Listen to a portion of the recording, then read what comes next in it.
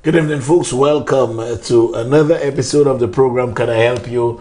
I'm your host, Richard Frederick. In with me is no other than Timothy James Cabwit. Good evening, class. Good evening, class. Tonight, the teacher is, in fact, in the house. And even you are in class tonight. And a substitute student in class.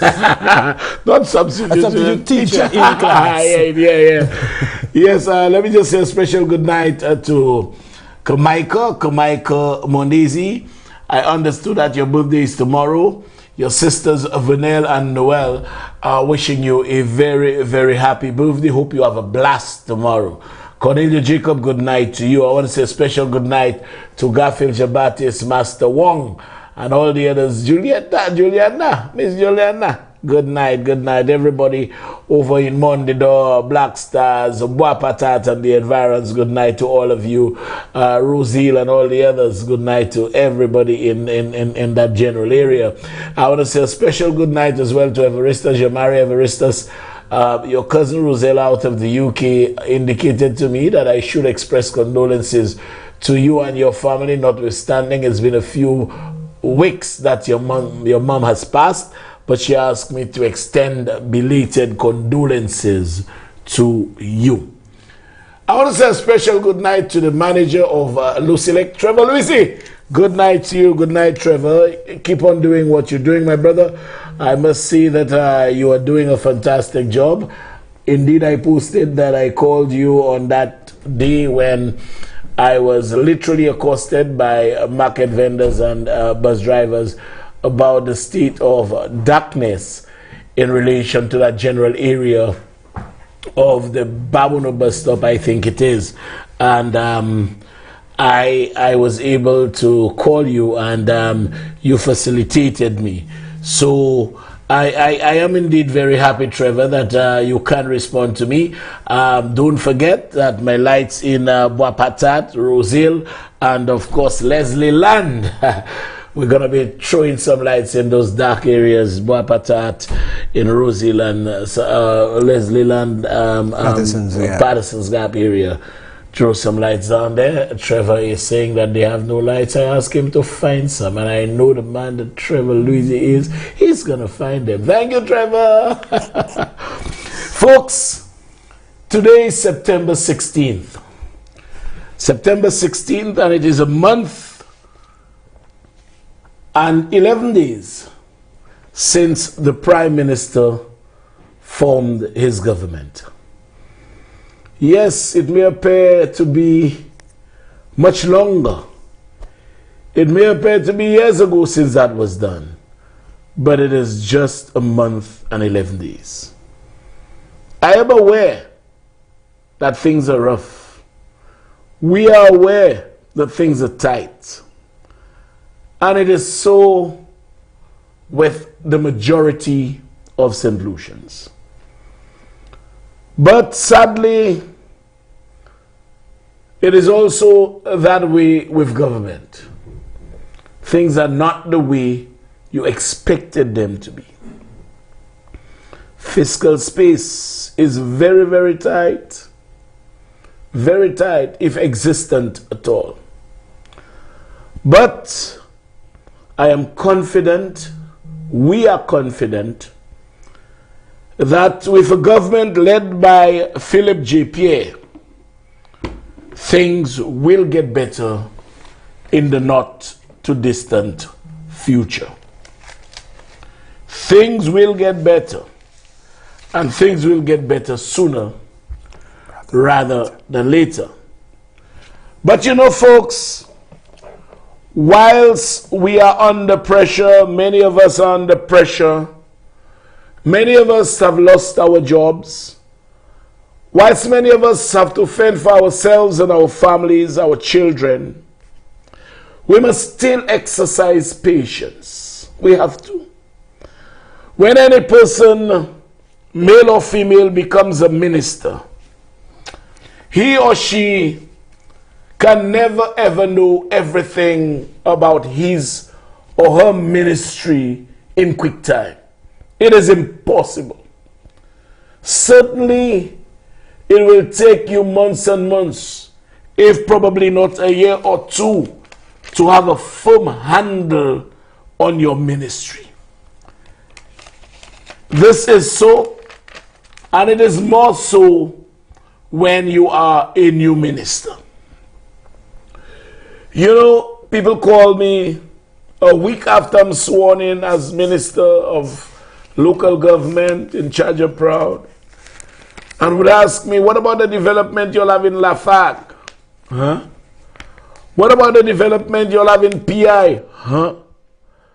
Those are not things you study, like you write an exam and you pass, and once you pass the exam, you are supposed to know those things.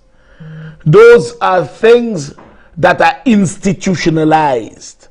And unless a minister feels his way around, unless a minister takes a handle on his ministry, he will not know everything that is transpiring in his ministry.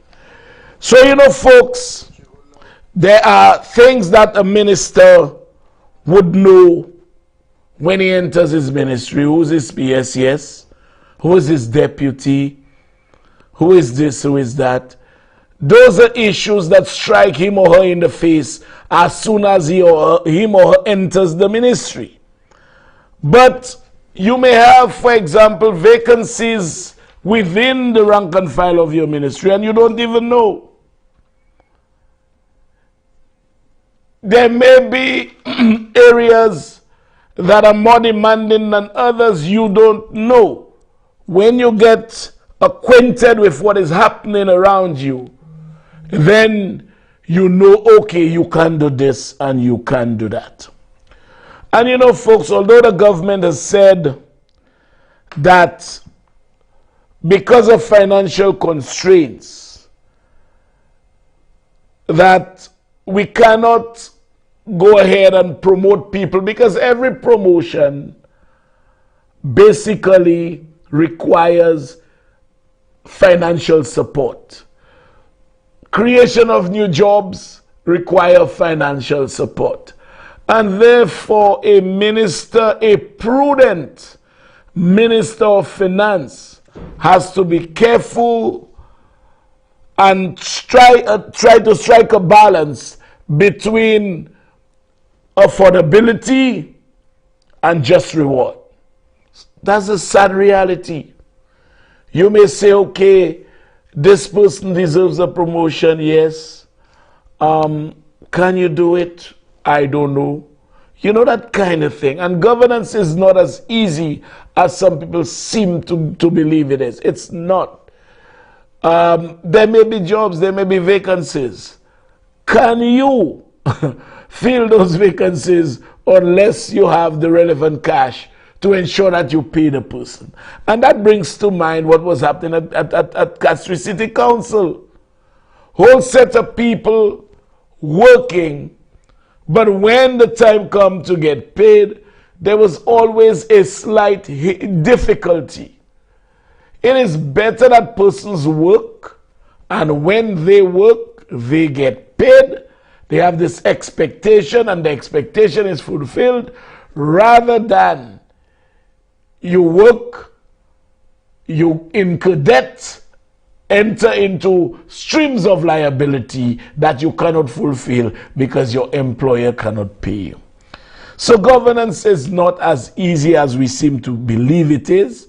There may be vacancies. As to whether government can fill them right away is a different story.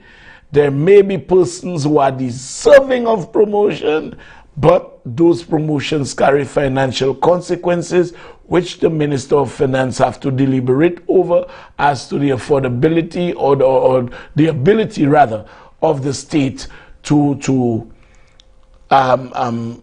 basically meet the financial commitment that is commensurate with all of those engagements. So those are tough decisions, and it's a difficult time, folks. It's a very, very difficult time, and persons, even within your ministerial setting, you have to get your feet wet, as we say colloquially, before you can get a full handle on what is happening. But you know what, folks? I have tremendous difficulty. And that's the thing. Persons believe you become a minister today and there is money sitting somewhere to give a job tomorrow. It does not work like that. Persons believe you become a minister today and there is a contract to be awarded tomorrow. It does not work like that. And whilst I understand the plight of many, I will be one to say I understand the difficulty that the majority of St. Lucians face. But you know, some people need to demonstrate and exercise a little more patience. A month and 11 days. And you would hear persons saying, I voted for you and that's how you're treating me.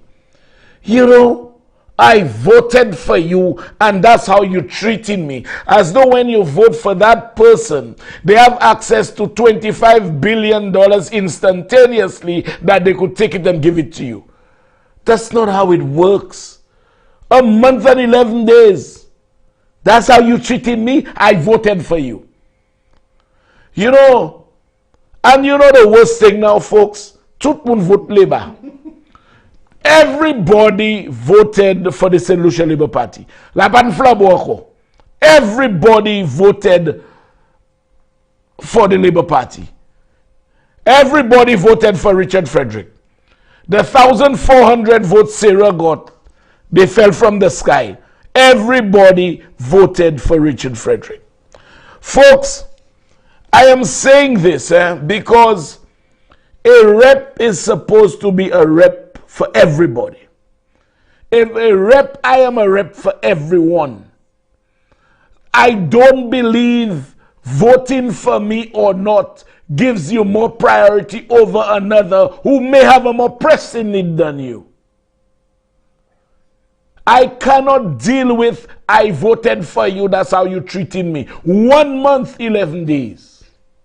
1 month, 11 days. As soon as you enter, there were 40 jobs waiting to be filled. You have to get you have to get persons to fill those jobs. There's a whole load of money sitting somewhere. You are one contracts left, right, and center. Folks, this is not how it works. You know, I never question the choice that some people make in exercising their right to vote for a given individual. That is your fundamental right, guaranteed to you by the Constitution. You are free to use it as you please. But do not use it as a tool to bargain. Do not use it as a tool to trade. Do not use it as a tool to give politicians mépris. I vote for you, that's how you're treating me. You know, where does it stop? A month and 11 days, folks. You know, and I'm saying that this thing about I voted for you should not be used by any strict. It should not be used. Because a rep of a constituency is a representative for everyone. There are some constituents, however, who believe that they can play on the emotions of a representative. You play on the emotions. You know, folks, it wasn't 2 weeks yet. Hear this. It wasn't 2 weeks yet, and I kept getting messages and messages from this guy. He's complaining about his rep, a colleague of mine. When I inquired as to what the problem was, it wasn't 2 weeks after we were sworn in, because it's now a month and 11 days. And that's over 3 weeks ago. So it wasn't 2 weeks yet. When I inquired as to what was wrong with him, his problem was he helped the rep campaign, and my colleague have people laughing at him because he's still there. That's 2 weeks after the man was sworn in as a minister, you know. A man is telling me that my cabinet colleague had people laughing at him because he was just there.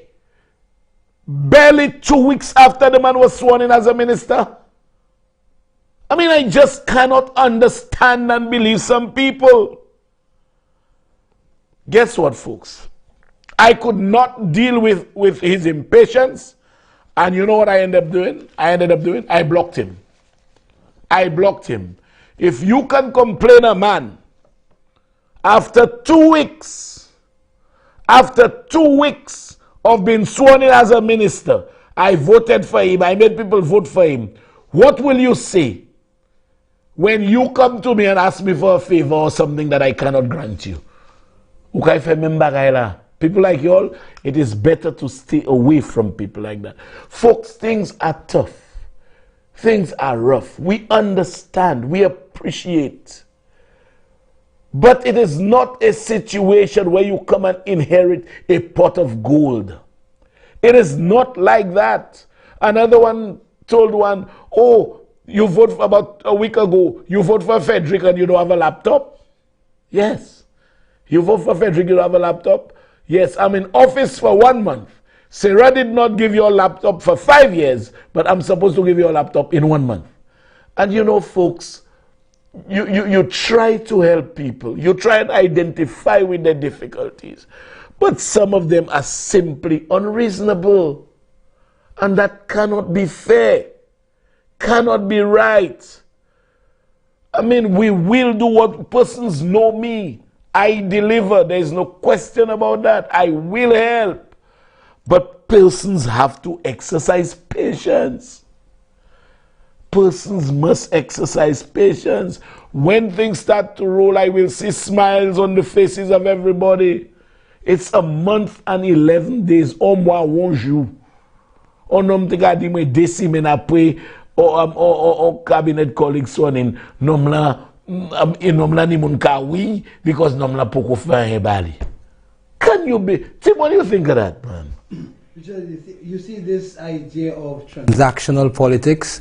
In order for us to really and truly take this country to where it want to be, where we have to be, we have to move away from that. Persons must realize that at the end of the day, if no politician could facilitate the 5,000 or 6,000 persons who voted him he or she on a personal level, and so therefore, in order to get this country where we want, we have to part from this notion of transactional politics.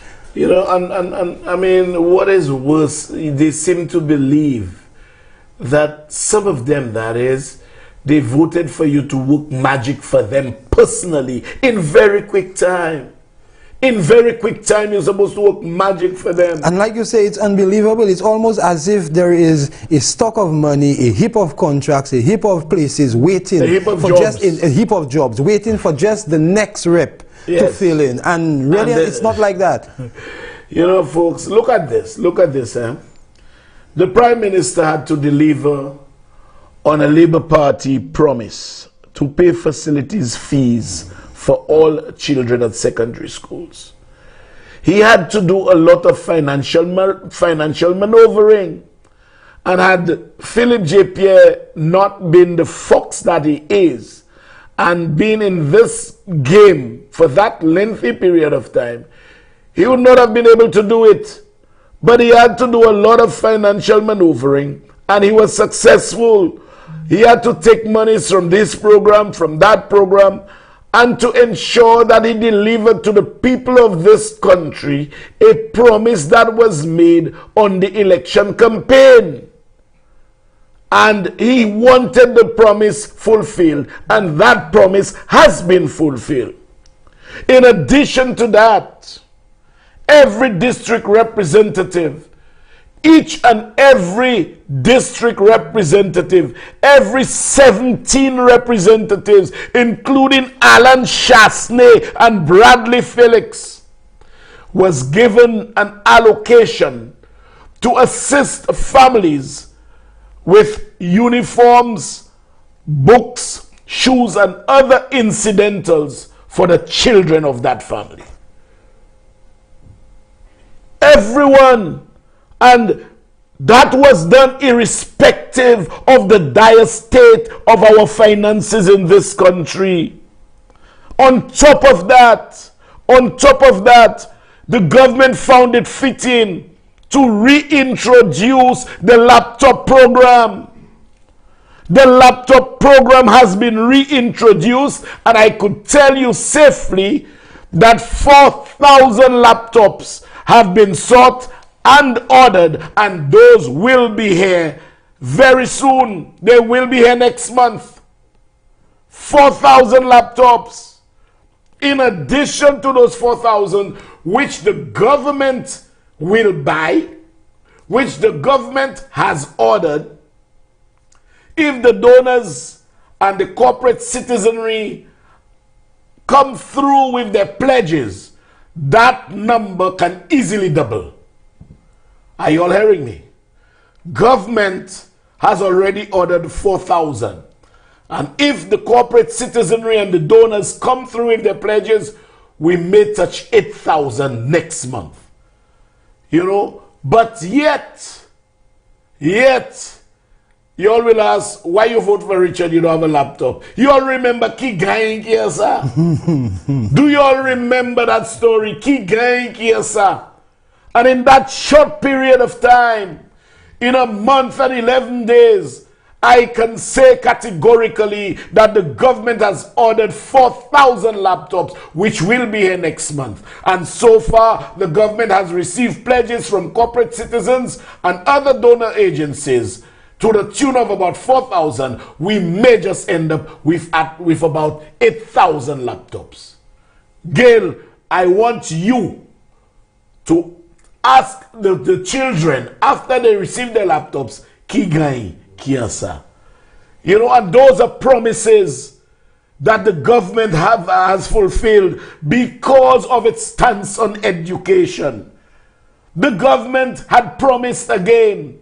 It was an initiative that started under the Labour Party, a $500 bursary to first form students, all students who were entering Form 1 in every secondary school in this country received $500 as a bursary. $500. So we did the laptops, we did the uniforms, we did the facilities fees. On top of that, a $500 bursary to each and every child entering secondary school in Form 1. Further to that, those persons experiencing difficulty in paying tuition at Sir Arthur, I will have good news for you, because a decision is coming where you will be relieved one way or the other. That is the emphasis that this country has on education. Thanks to you, Sean Edward. And when you tell me we were supposed to have a university down here, you wanted to establish a faculty in St. Lucia, a campus, in St. Lucia. What did we do? Nukuidei. The last government ran after them because they don't even understand the economic ramifications of having a campus in St. Lucia. Rentals of properties, taxi drivers, car rentals, supermarkets, banks, every institution would have made money. But those guys with their short-sightedness, their myopia, do not understand that those kinds of decisions are pivotal to the survival of this economy of ours. They don't understand that. Counterintuitive. You understand? Yes. They don't understand that.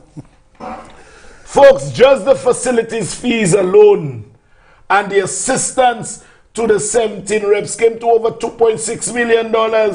On top of that, you put laptops. On top of that, you put $500 bursary to every first former. On top of that, you put assistance to the Sir Arthur Lewis students.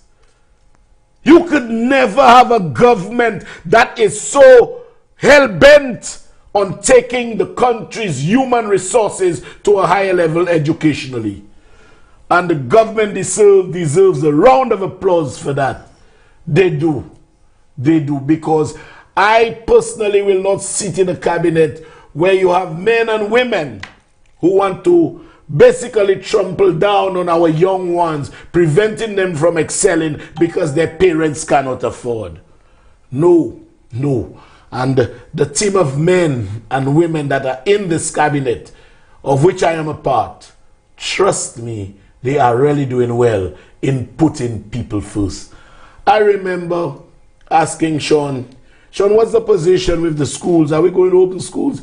He said, buddy, we have to open schools. We have to do what we have to do. And you know what? The government took a decision not to fire any of the contractors that were working on the schools. The government retained all the contractors that were working on the schools because it was in the best interest of the children to do so. The contractors, some opted out and some could not come up with the relevant funds to execute the project. But government did not interfere. Because to have interfered with them means you were interfering with an educational institution which would be the area where they'll receive everything they need to receive insofar as education is concerned. Why you want to interfere with that? Why?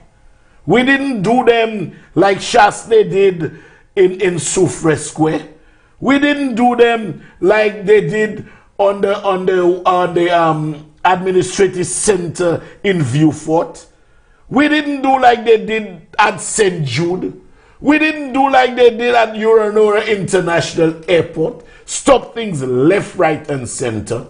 No. No. We needed to ensure that children are not deprived from access to their education. And on that note, the government decided to proceed. We proceeded. And this is what a good government does.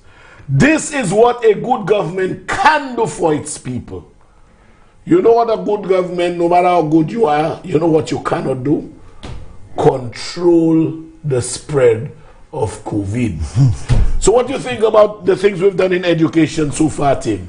Rich, I am one who always insists that education and health are the two areas where every budgetary cycle there should be an increase, given the importance and the innovations that take place within these two sectors within any 12-month period. And so therefore, I mean, persons have to realize that even the government made a sacrifice when they committed themselves to the $500 allowance for school material, and even the government is in essence, and you say a promise from the election promise, but actually it is something very much needed. It's more than a promise. It speaks to the situation most single mothers, most households are in now. And I could remember somebody saying St. Lucian's give up St. Lucian's give up health insurance for facilities fees, not understanding that what we in essence gave up was 5 years of talking health insurance for a very much needed financial assistance that only a government caring about people could have provided. Also, to Richard, I think one of the reasons for that is we have a government where persons really and truly don't see their place within the cabinet as a meal ticket. I think they see it as an opportunity to contribute to the development of this country and to resonating St. Lucia on the consciousness of the world. And so therefore, one can expect their best. Yes. Yeah, let me say good night to you. Lonti, good night to you. WP Leos, good night to you. So I was saying, Tim, that's what a good government does. But you know what we cannot do? No matter how good a government is, you cannot control COVID. You can manage the ramifications of COVID. You can attempt to manage the spread, but you cannot stop it. And you know, so folks, this is so sad. It is so sad how we suddenly want to pass on the responsibility of our own indiscretions on the government. Our indiscretions, we pass it on and blame government. Today we have a spike. Yes, we do. We have a spike. But I need to ask this question. Which political party had an island-wide motorcade with all constituencies immediately before the elections?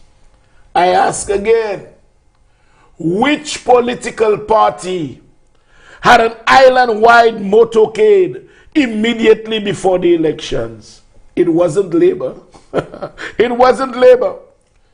It was the United Workers' Party, Flabo. The SLP never had an island-wide motorcade with all constituencies. Not even after the St. Lucia Labour Party delivered that beating to the United Workers' Party did Philip J. Pierre, leader of the SLP then, felt it fitting, given the current environment, the environment we were in then, felt it fitting to have had a motorcade. In fact, the average voter was calling for a victory lap. They were calling, as Tim said, the average voter was calling for a victory lap.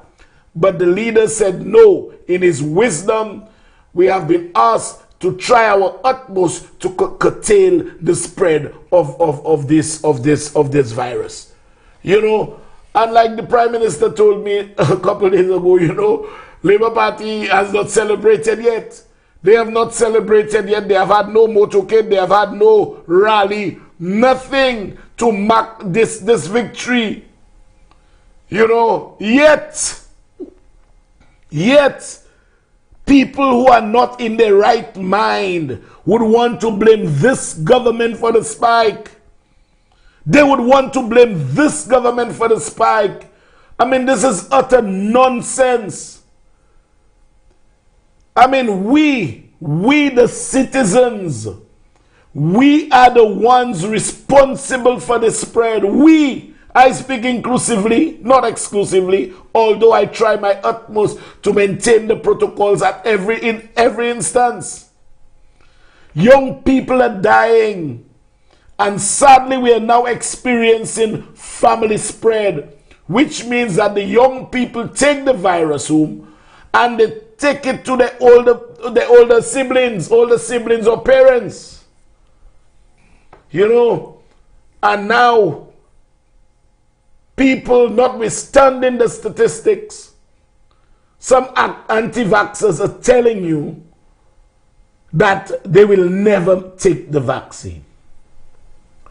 Folks, as I've said before, I was fully vaccinated before the elections. Fully. I've given this story time and time again. When I asked my daughter in the US, Regina, should I take the vaccine?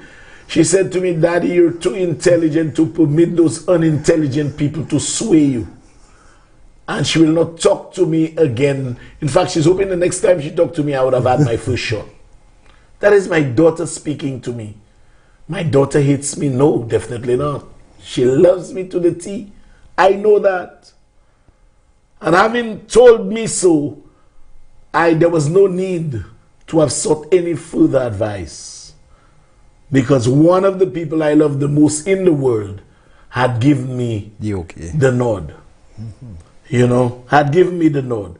So long before elections, I was fully vaccinated. In fact, I must ask her if I can be fully vaccinated twice. I need to ask her that. You know, because folks, when I check the statistics,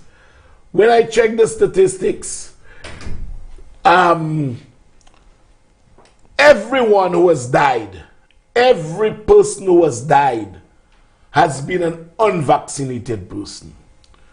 We had 2 deaths not too long ago of vaccinated people, but those people had other conditions. They had other conditions. Because it does not mean that once you're fully vaccinated, you are immune from mortality. You suddenly become immortal. No. Each and every one of us must die. We must die. Fully vaccinated means it makes it less likely to die from COVID. But you must die. So when you check, 100% of the persons who died were unvaccinated.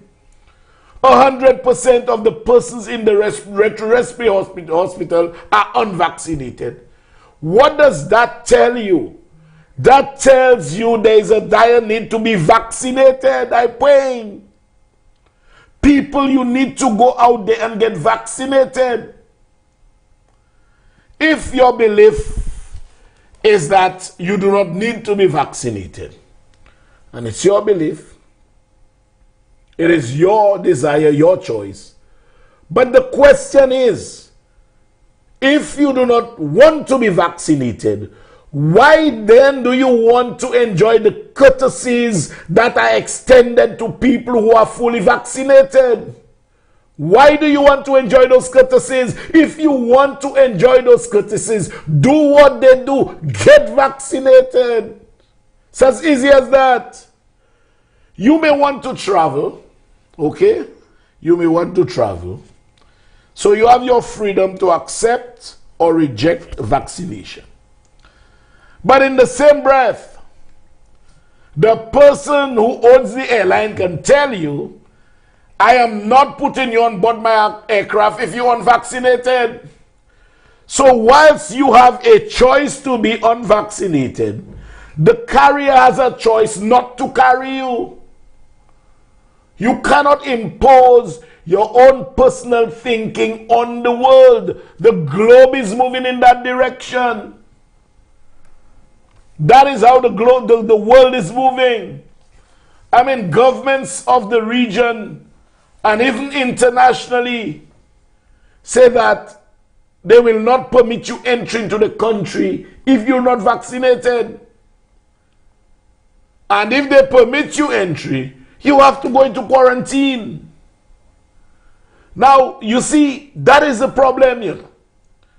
The people of their countries, they tell you, look, you will not enter if you're unvaccinated. But if you enter, you have to go into quarantine. You are not vaccinated, but you don't want to go into quarantine. Ski sauvlea, ou pasa ni bagay ambobo ek manje.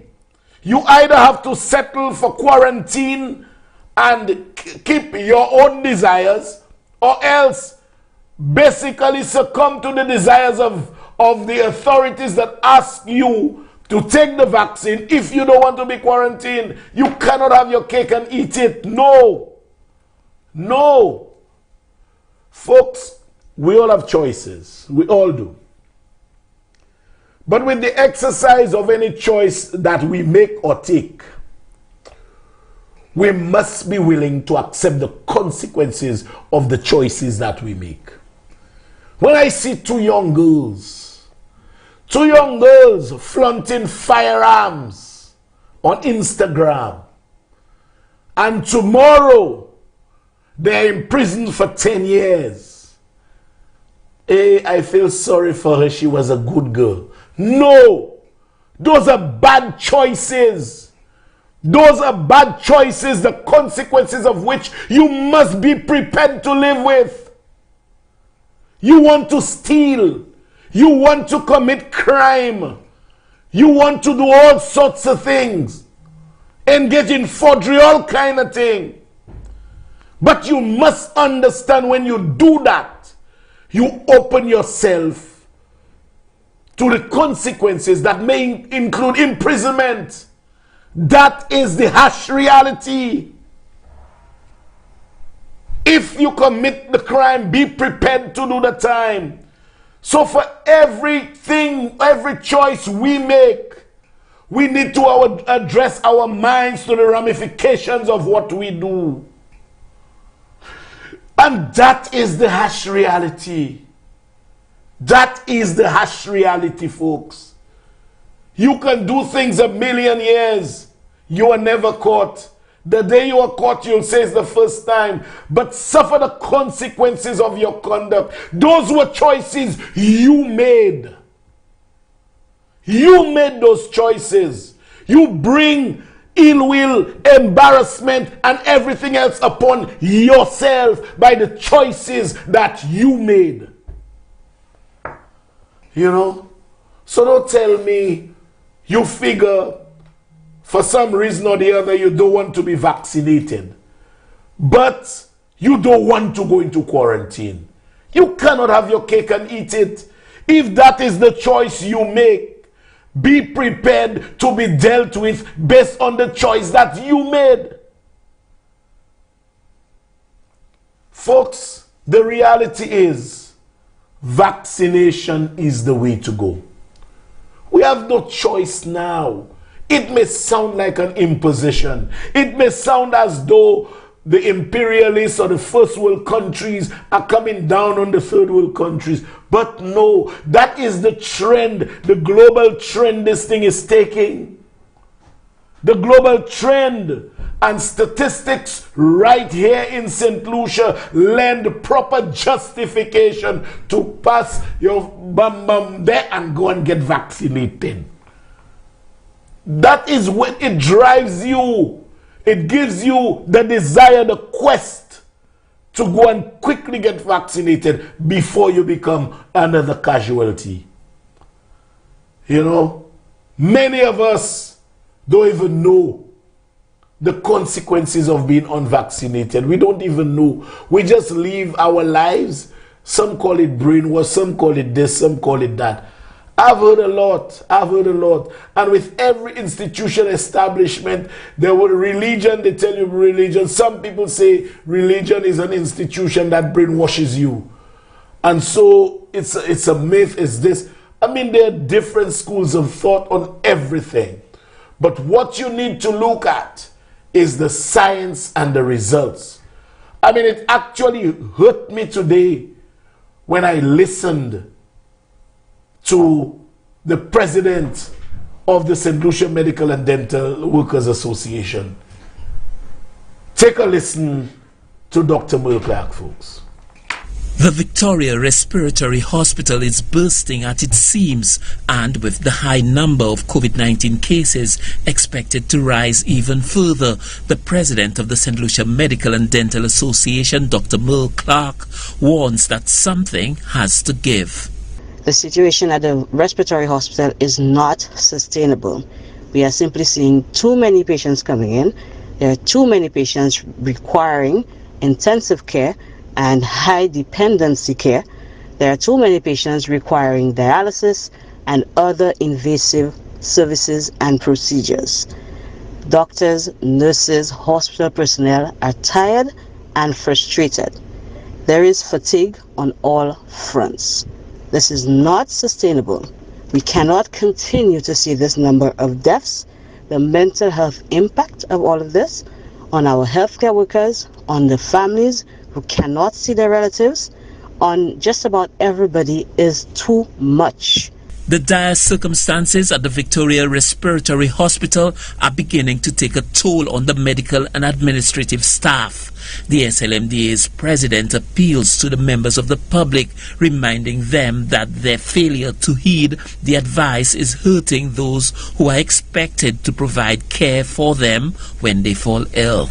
Solutions, do your part, get vaccinated. We recently heard in Grenada that an ethics committee to determine essentially who lives and who dies is going to be established. The reality of that is that with the surge in COVID-19, this may very well become inevitable here. To a certain extent, this is done on a daily basis in hospitals, particularly in hospitals with limited resources. One has to determine, is this patient an ICU candidate? And that's under normal circumstances. Is this patient the best candidate, for example, for dialysis when you have limited resources? We had improved in that regard for the most part, but with the surge in COVID-19, we're going back to those situations, and that is simply not acceptable. With more than 2,300 active cases as of Tuesday, 15th September, it means that only about 1 in every 15 COVID-19 patients is being treated at hospital. This means that the members of the medical staff have the unenviable task of deciding who gets treatment and who doesn't, and crucially, what type of treatment each patient receives, given that the demand for care far outstrips the capacity to provide care. We need to remember that it's not just a question of COVID-19, that if hospitals are overwhelmed with COVID-19 patients, then other patients requiring care and healthcare services are also impacted. You see stories from around the world of patients who might have had a heart attack or stroke or any other pathology that we see every day who had to be turned away because there were no beds available. Those are the realities that we're facing. So the idea of an ethics committee and everybody being outraged is really just an official something on paper. Those are the realities that we are going to face, and in the sense that we are facing. If we do not do our part, and stem this steady rise in cases of COVID-19, where we've seen patients who are sicker than they have ever been, we are going to be overwhelmed. Some of our physicians and nurses and other healthcare providers are going to get tired and are also going to get sick. So do your part, get vaccinated, adhere to the protocols. It really is the only way out of this. The fourth wave of COVID-19 in St. Lucia is beginning to bite, probably where it most matters, among medical staff at the Victoria Respiratory Hospital.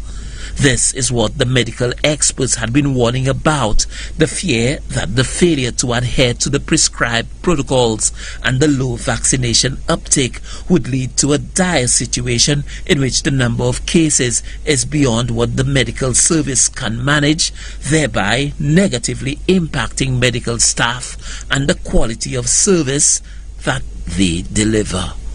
Stanley Luskin for the HTS News Force. Yes, folks, this is the situation that we have here now in St. Lucia. Let me just say good night to a couple of people quickly so that, I'm breaking it slightly, not because I'm undermining the significance, but because I want you all to get it right in. Internalize it a bit.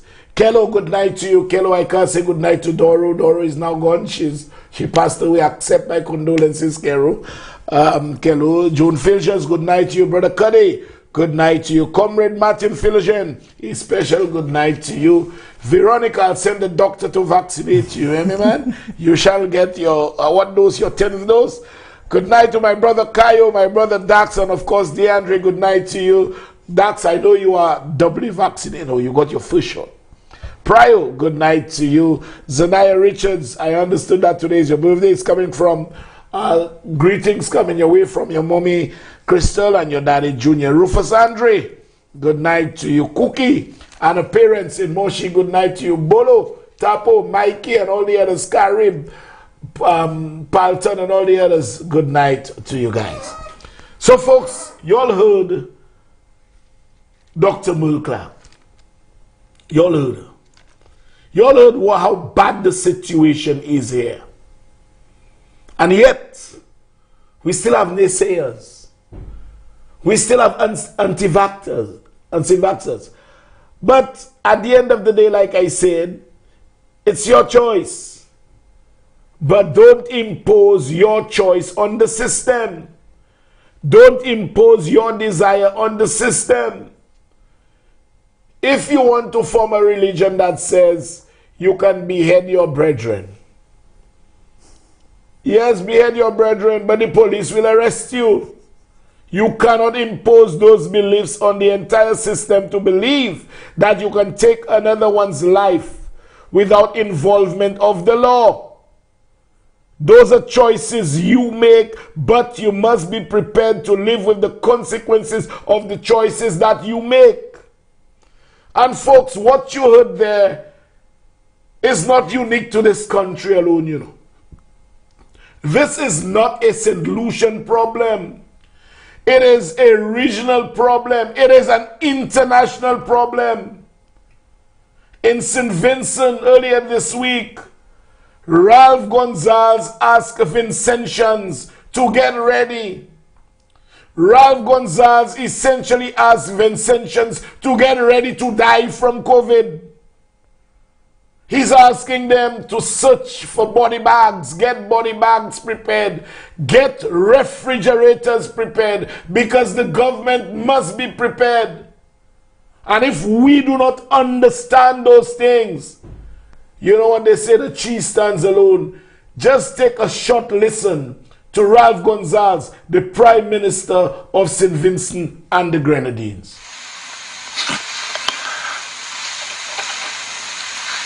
We ask in all the departments, all the different areas, to check for body bags, because you have to prepare. And to make arrangements also for the use of any refrigerated container.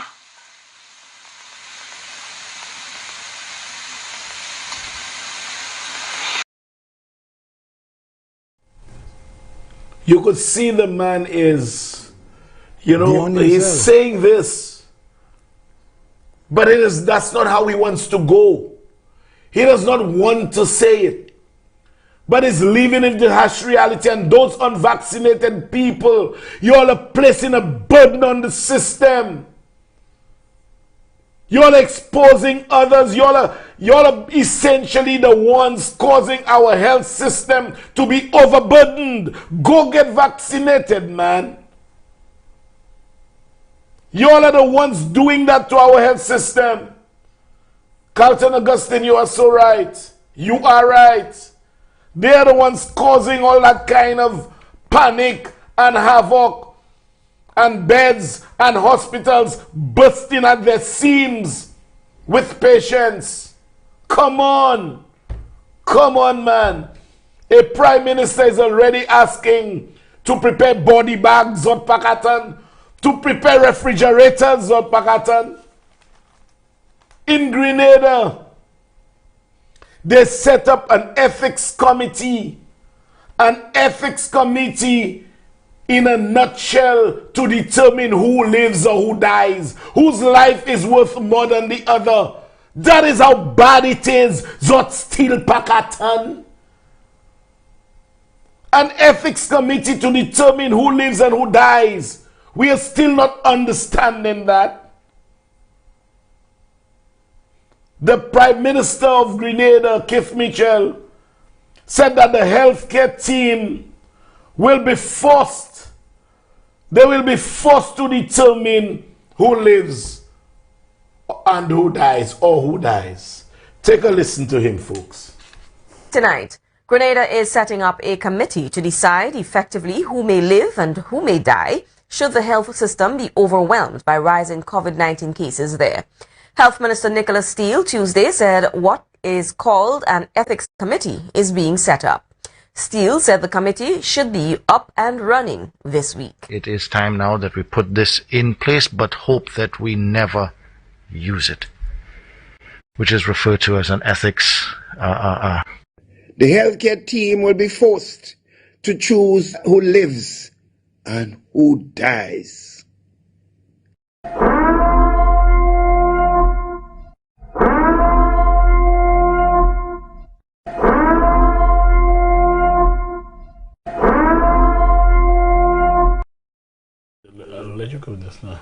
You know, folks, y'all are hearing this, yeah? Y'all heard from the Prime Minister of St. Vincent. Y'all heard from the Prime Minister of Grenada. But down there, we are taking this thing for a joke. We are busy politicizing it. But it is not a joke. This is not an instrument used by any political adversary over another. It is not. This is serious business. This pandemic, this virus does not discriminate on any grounds whatsoever. It does not discriminate. In Antigua earlier this week, Gaston Brown acknowledged the problem, and his cabinet took a decision for compulsory, yes, compulsory vaccination for all civil servants. He went on to say that the government, it is time that the government puts the national interest above their own party or political party's interest. And it was a bold decision, I dare say. Let's take a listen to Gaston Brown of Antigua. My dear colleagues, this is a very serious issue.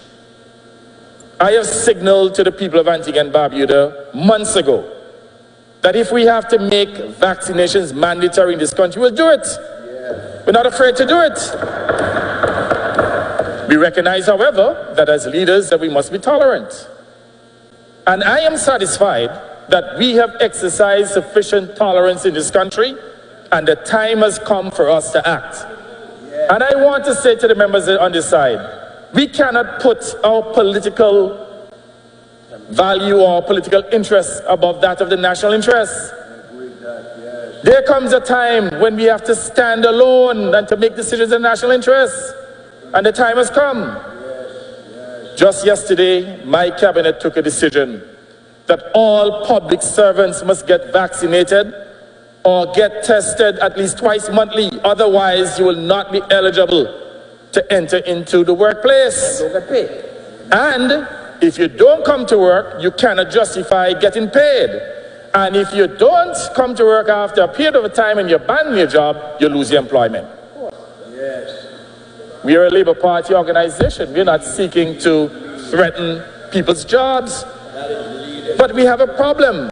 And as the most significant, the largest employer in this country, we have an obligation to provide a safe working environment for workers in this country, certainly those in the public sector. And I hope that others in the private sector will follow. We cannot continue to play with this debilitating and deadly disease.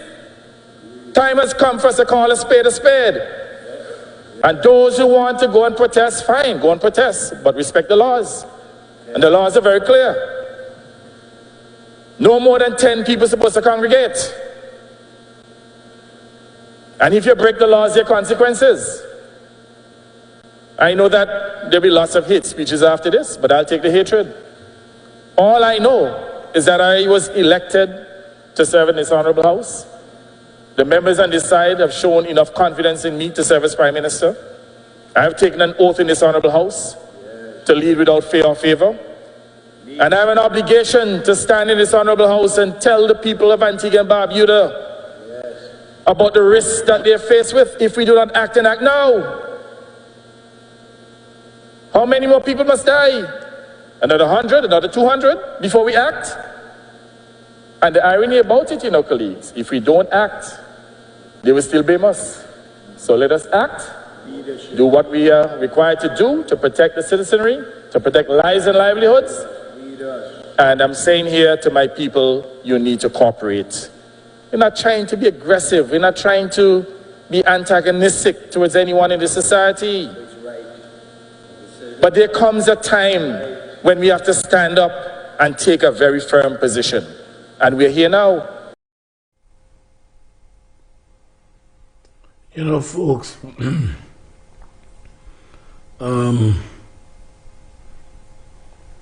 that is the harsh reality. Tim, before I let you comment, I want to read the full excerpt or the greater part of the excerpt of the cabinet conclusion of the government of Antigua and Barbuda. Could you put it up for me, please? The cabinet of Antigua and Barbuda recognizes the extreme hardship caused by the effect of COVID-19 pandemic, along with the pain and anguish of families due to untimely and unnecessary loss of loved ones.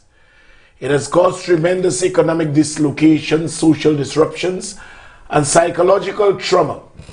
The government acknowledges the enormous commitment and sacrifices made by the nation's healthcare professionals and by extension all workers who lock arms daily in a colossal effort and determination to defeat the COVID-19 virus and help to restore this country to some sort of normalcy. COVID-19 represents an existential threat, and the government calls on the entire nation, private sector and public sector and civil society to lend support in this endeavor by adopting policies and promoting policies to arrest the effects of this deadly virus. And this is their policy in Antigua, Barbuda. Today is what, the 16th, right? 16, 4 more days. In 4 more days, that will be when? Friday, Saturday, Sunday, from Monday. With effect from September 20th, from Monday, Cabinet agreed that all unvaccinated government employees, to include the public service, statutory corporations and companies in which the government owns majority shares, shall be required to remain at home until proof of vaccination is provided. With effect from 1st October 2021, the following measures shall take effect. All unvaccinated public sector employees, inclusive of statutory corporations and companies of which the government holds a majority of shares, shall be required to remain at home until proof of COVID-19 vaccination. As of October 1st, 2021, no public sector employees, inclusive of statutory corporations and companies of which the government holds majority shares, shall be paid a salary or wage for the period of non-compliance with the current policy. All officers and support staff of the Royal Police Force of Antigua and Barbuda and the Antigua and Barbuda Defense Force are required to be vaccinated effective 1st October 2021. Trade unions and employee associations shall be permitted to conduct educational awareness sessions via virtual and face-to-face engagements. All COVID-19 protocols shall be strictly observed. All eligible students and teachers shall be required to be vaccinated and before they return to face-to-face classes. All preschool and primary school teachers shall be required to be fully vaccinated before returning to face-to-face classes. All caregivers and support staff are required to be fully vaccinated to provide services at elderly care facilities. All arriving passengers, including returning nationals and residents, are required to have received at least the first dose of a vaccine approved by the appropriate authorities in Antigua and Barbuda. Informal public gatherings to be restricted to members of the same household. Beaches to be closed between 12 noon and 5 a.m. daily, commencing 20th September 2021. Bus drivers, conductors, and taxi drivers are required to be vaccinated effective 1st October 2021. Failure to comply with the current policy will result in restrictions to operate. All pleasure craft fetes, parties, and entertainment events and excursions around the coastal waters and offshore islands are suspended with effect from 18 September until 29 September. Thereafter, only authorized excursions will be permitted by the appropriate authorities. All vendors, merchants, and service providers and staff operating at the ports of entry are required to be vaccinated. The appropriate authority may exempt the following. And yes, there are some exemptions, including persons submitting a medical certificate or persons on religious grounds, etc., etc. Yes, folks, you can take it down. So, when I hear those people who seem to need, in my view, some kind of evaluation, doing live shows, and I mean, at the end of the day, we all have choices. And I'm not, somebody said I'm not imposing on anybody. I'm saying that I believe the right thing to do in the interest of yourself, your family, and others is to be vaccinated. When we come back, we'll hear from Tim on this vaccination issue. But for now, we're going for a break. Stay tuned. We'll be right back.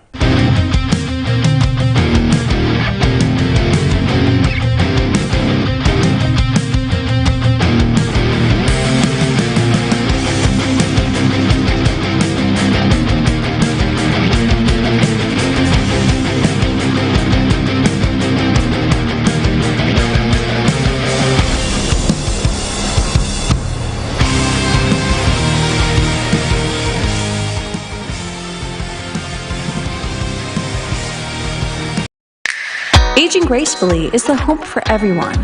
But when you age prematurely, most people think that something is wrong with you.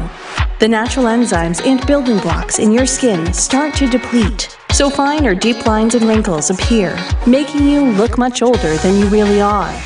At Derma Clinic, we can help repair your skin and change the way you look in minutes. These treatments will make you look younger. At Derma Clinic, we treat all kinds of skin problems, such as facial lines, dark circles around the eyes, crow's feet, and frown lines, using all-natural hyaluronic acid filler. So maintain and improve your facial appearance. For more information, call 453-6417 or 485-9818. Why are you suffering from aches, pains, and illnesses? When there's help for you. At Health Service Center, we offer a wide range of treatment that has been scientifically proven to help you with your aches, pains, and illnesses. Our ICT machine is one of the most effective devices in the health field. It has shown positive results in many health problems, such as back pains, shoulder pains, migraine headaches, pain in the knees and legs, poor circulation, arthritis, diabetic neuropathy, numbness in the feet, strokes and sports injuries. ICT, repairs, rebuild. The power to heal, the future of pain relief. Nestled in the quiet northern neighborhood of Larry Twet is a housing development designed specifically for homeowners looking for that ideal location, the epitome of serenity, a retreat from the hustle and bustle of everyday living. Our homes cater to the specific needs of you, the modern homeowner: style, comfort, space, and above all, privacy.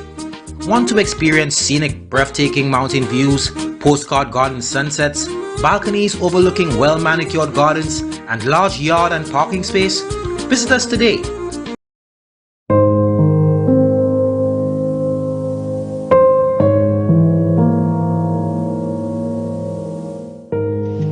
My name is Martina. I would like to say thank you to the guys from Paddy Access, especially Jermaine, for a job well done. I called him 2 days before my brother's funeral to do a live video, and I was not disappointed. He was professional and kept in touch with me throughout the live, just making sure I was satisfied with everything. I would definitely use Paddy Access again, and I highly recommend that anyone looking to do a live video to hire them. Everyone who watched my brother's funeral had good things to say about how much of a good job the videographer did. If you want satisfaction for your money, Paddy Access is the way to go.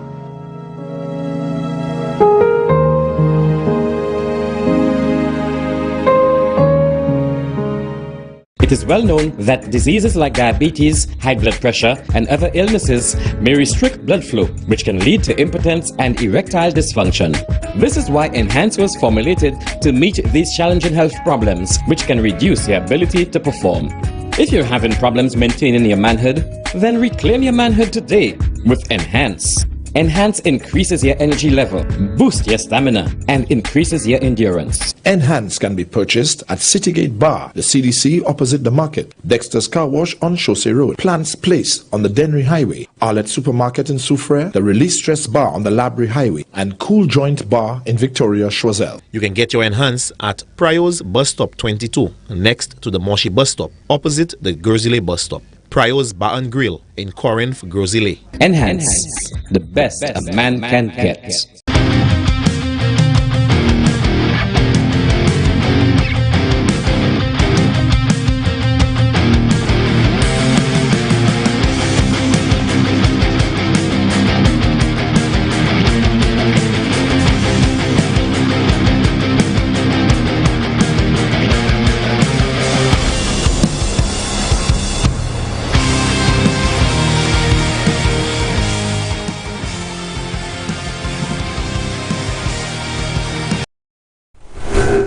Thanks for staying tuned, Tim. Before I get back, because I'll get back to it in a bit, I want to show St. Lucian's, our minister in Jamaica, had to end up resigning for breaching ISIL protocol. What are your thoughts on the thinking or the trend of thought of the prime ministers of St. Vincent and the Grenadines, the Prime Minister of Antigua and Barbuda, and the Prime Minister of Grenada? What are your thoughts? Well, watching those three prime ministers speak to the reality as they have to deal with, it is frightening. Honestly, it is frightening. Gonzalez is known to be one of the last Vikings, is vibrant, in your face. And Ralph Gonzalez actually looked beyond himself. He looked broken, having to say to St. Vincent that look for body bags and refrigerations, whatever refrigeration that will be used. And I mean, for Grenada, going to the point of an ethics committee to decide who live and who die. St. Lucians, it is frightening, my people. Honestly, it is frightening. I mean, I have had that sort of callous attitude towards COVID-19, but honestly, listening to those prime ministers speak to the reality in their country, we really need to do all we can, all we must, to never have to get there. And I mean, if you're in two minds as to whether or not to take the vaccine, seeing this tonight should have set your mind right. You know, and if you one of those who insist that you're not going to take it, like Richard said earlier on, it comes with responsibility and consequence. If you're not willing to subject yourself to the twice monthly or even 4 times monthly, once a week, as is required by some of the hotels, that is the price you pay. But the reality is, for all those carnival lovers and those fetters, this place is not getting back to normal. Not unless the right percentage, and talking about the right percentage of the population being vaccinated, it may get to the point where even government's ability to access international funding is affected by how many vaccinated persons you have, what percentage of your population is vaccinated. So even in the interest of presenting the St. Lucia we want, a St. Lucia ripe with opportunity, a St. Lucia with just upward mobility, economic and otherwise, we in trouble, providing we decide to go on recklessly and carelessly, not heeding to the protocols, not taking things into consideration that we just may be an Antigua tomorrow, or worstly even a Grenada, for doctors to have to decide who live and who die. St. Lucia, we can do better. This is not the place we want to be. We erred once in terms of our not being cognizant all through the elections and so on, but now it is time to get it right. We cannot continue the manner in which we have. I expect to see Sunday, I expect to see 5 o'clock Saturday, the streets clear and persons are at home, exercising the necessary caution. I don't expect to see the road filled with persons on Sunday. People, whether or not you believe in the concept of vaccine, COVID is real and it kills. And we must make that step. We must. Otherwise, our very freedoms as we know it is going to be sacrificed and compromised. St. Lucians, please, for those who are apprehensive, tonight's show should do away with that. You should be you should be trying to find out where next, and to the Ministry of Health, a few persons have asked me where do they get vaccinated. I think the Ministry of Health need to be more out there in terms of locations and where, perhaps even a toll-free line, so persons could call with regards to the area and where they're at to find out where is the closest place and how soon or how fast they could get this thing done with. Thank you, my brother. Thank you much. Let me say a special good night to some people at Fix, the employees at Fix. Good night to you all. Cameron, good night. Mrs. Sintoma, good night. George T, the founder, good night to you. And of course, the man Lon T, I shouted you a while ago, his wife Rose. Good night to all of you. Pinky DJ, good night to you. Moving Rosary. Murray Frederick, my forever after, good night to you. Good night to Elizabeth Charles and all the others in the Can I Help You class. Hig, good night to you. Jarvis in Roseville, good night. Harry Schwartz in Roseville, good night to you. Glenda in View Ford, good night. Kim in the CDC, good night to you. MacArthur, Jasmine in Boapatat, good night. Secure, Tekla, Anya, Wayne, good night to all of you.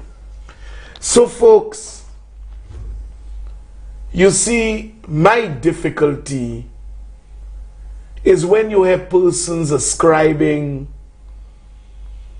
the COVID pandemic,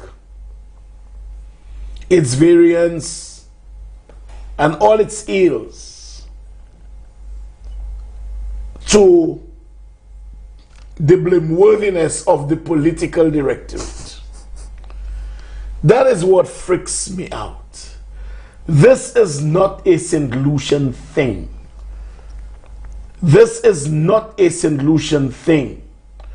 And, you know, one sometimes asks, why do they call it common sense when it don't seem to be common at all? Because I never preached a mandatory vaccine here. I did not preach mandatory vaccine or vaccination. I don't think it is the government's intention to move in that direction. Somebody, Carl Gustav already said, is war we want, we'll get war. The war is right in your face. COVID is the war. COVID is the war. That is the war we are fighting now. And when I hear foolishness like that, it infuriates me. If it's war you want. War for what? War to save a country? I'm not preaching mandatory vaccination. The war is if COVID, fight it. Fight it. But Gaston Brown, his approach is sound. You are not bound to take it. But if you don't take it, don't work for me. And if you don't come to work, you don't get paid. The choice is still yours. The choice is still yours. But do not expect the courtesies extended to vaccinated people to be extended to you. That is the point. Do not expect the courtesies extended to vaccinated people to be extended to you. The choice is yours. So when the bank says, unless you show proof of vaccination, you cannot enter the bank, you have a choice. Or just part to a backlap, yes. Or even access a loan. Or even get a loan. It may reach a point where to get a loan, the bank will want proof of vaccination. I remember having to do AIDS tests also frequently, so frequently, because of the amount of money that the bank was lending me. The bank was lending me money, and on that basis they wanted to ensure that I am healthy and I will not pass out on them and they don't get their monies. Those are the realities we have to live with. It is not about, it's my choice. Yes, it's your choice. It's your choice. But if I'm a lending institution and you are not vaccinated, you cannot get money from me. Full stop. Full stop. Mounka moi COVID, left, right, and center. Na ipote ou l'argent pour acheter motoka, pour acheter kayak deme ou mo? No. Those are the harsh realities we have to live with. And don't play hypocritical with it. Those are harsh realities. The banks can soon institutionalize mandatory vaccination before a loan is given. Why you think insurance coverage now? For certain loans, you must have insurance coverage. And when I hear crap like you want war, nonsense. You are supposedly intelligent, Carl Gustav, talking that kind, spewing that kind of nonsense. It is your choice. It is your choice. But live with the ramifications of your choice. So many loans now, folks. Everybody who's doing a mortgage, everyone who is doing a mortgage is asked to do a medical. That is a fact. That is a fact. Everyone doing a mortgage now is asked to do a medical. You don't believe the lending institutions in this environment would not add COVID vaccination to its list? Huh? You believe the banks will not add that? They have AIDS, they have this, they have all kind of things. COVID catch or private, they would not add it to the list. I mean, where is our intelligence? Where is it? Where is it? Talking about war. Where is it? Absolute ignorance. Nonsense, if you ask me. You know, the average mortgage. I was selling, I sold a couple houses.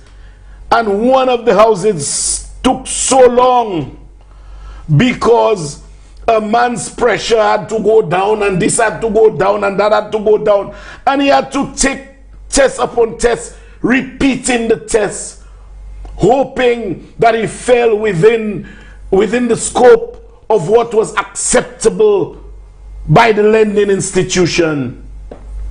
You know, by the lending institution. You don't think today you go for a car loan, they wouldn't ask you for a vaccination certificate or something. It is a legitimate expectation now. Because banks don't lend people money if they know you're going to die tomorrow.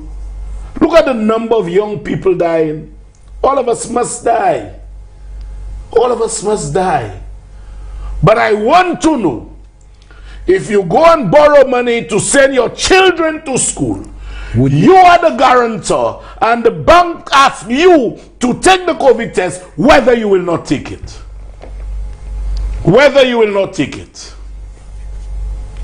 So I don't know. We all have choices. And as you quite rightly said, team, that may even hinge on a country's ability to borrow money. I don't know. I know the banks will institutionalize that very soon. If they haven't yet, they will. They will. Where's your vaccination card? What you say is my choice? Well, it's their choice not to lend you their money. Full stop. Crap. Nonsense. And we have to come to terms with the realities that surround us. We don't live in isolation, you know. We don't live in isolation. We live in an interdependent environment, globe, whatever. Globalization is a reality. So when we say all of this, I may have my choices. Global village. You know, every time I have to go, you have to take an AIDS test every 3 months. If that is the condition under which the bank will lend you their money and I need the money, I will do it. I had to do it. I had to do it. It is not demeaning. It is not, unethical. So I had to do it. So if you are making a decision of life or death, financial, and but the lending institution asks you to be vaccinated, you will say no. You want your daughter to study law. You want your son to study law. You refuse to get vaccinated. So you are you are using your own discretion, your own choice to prevent your children from getting a future. The choice is yours. The choice is yours, but we must understand that whatever choice we make, live with the consequences. So it's your choice. You don't want to be vaccinated. The bank said if you want a loan, you have to be vaccinated. Don't go to the bank for a loan. The bank said if you're not vaccinated, you cannot enter the establishment. You cannot enter the bank. You want to travel overseas, the aircraft say if you are not vaccinated, you come on the aircraft, you cannot travel. Live with the consequences of your choice. I am not for mandatory vaccination. I'm not for it. I don't think government has ever hinted. But when you hear persons talk about you all want war, the war is with COVID. The war we have is with COVID. You all heard how passionate Gaston Brown was? You all heard when Ralph was speaking, how there was this fear in his voice? Yeah. You all heard the Prime Minister of Grenada echoing sentiments that he would have preferred to contain, that they have to decide who lives or dies. I can't believe it. But how an attempt to impress upon persons the importance of and why it is they should, how could that surmount to impose? Because at the end of the day, you simply say, you give persons the opportunity to see the reality faced by their sister countries and to ask themselves invariably whether or not they want to be in that situation. Because, I mean, like you say, and even from the offset, the Honorable Prime Minister stated that he will not go down the road of mandatory. It wasn't even a consideration for the cabinet. So then for persons to think, I am trying to convince you why it is you should go down the road of vaccination. Convince, the operative word, convince. There's nothing mandatory about that, Richie. Yeah, I mean, when persons talk war, the war is on COVID. Yeah, you know, it's on COVID. And like I said, everyone has a choice. And I'm not prepared to take that choice from anybody. However, you must be willing to live with the consequences of your choice. I mean, Ralph Gonzalez called me on Sunday. He called me on Sunday morning. I was in bed. He called me about 6 after 6. And he stayed on the phone about half an hour. And he said, comrade, well, boy, you know, we have to get up to the realities and blah, blah, blah. And up to now in St. Vincent, they are boat rides. But there is a nurse on board. And before you get on that boat, you have to show you are fully vaccinated. There are events. He told me he has events up to now of up to 200 people. Fully vaccinated. But you must be fully vaccinated. Now I'm saying nobody's telling you to get the vaccine. Nobody's begging you to take it. But if you are a lover of boat rides, it would be in your best interest to comply. And I'm telling you, laissez clicier, il pas qu'à jet encore, qu'on vle voyer chou l'école, ou vle prêter au ti l'argent, ou vle dis, bank la kay commence mando vaccination card. It will happen. It's going to happen very soon. The banks and lending institutions will demand a vaccination card. I mean, it's common sense. The last thing you want is to have to give somebody a loan and at the end of the day, the demise come about because of COVID. You know what I'm saying? So it's obvious. Earlier on you spoke to common sense.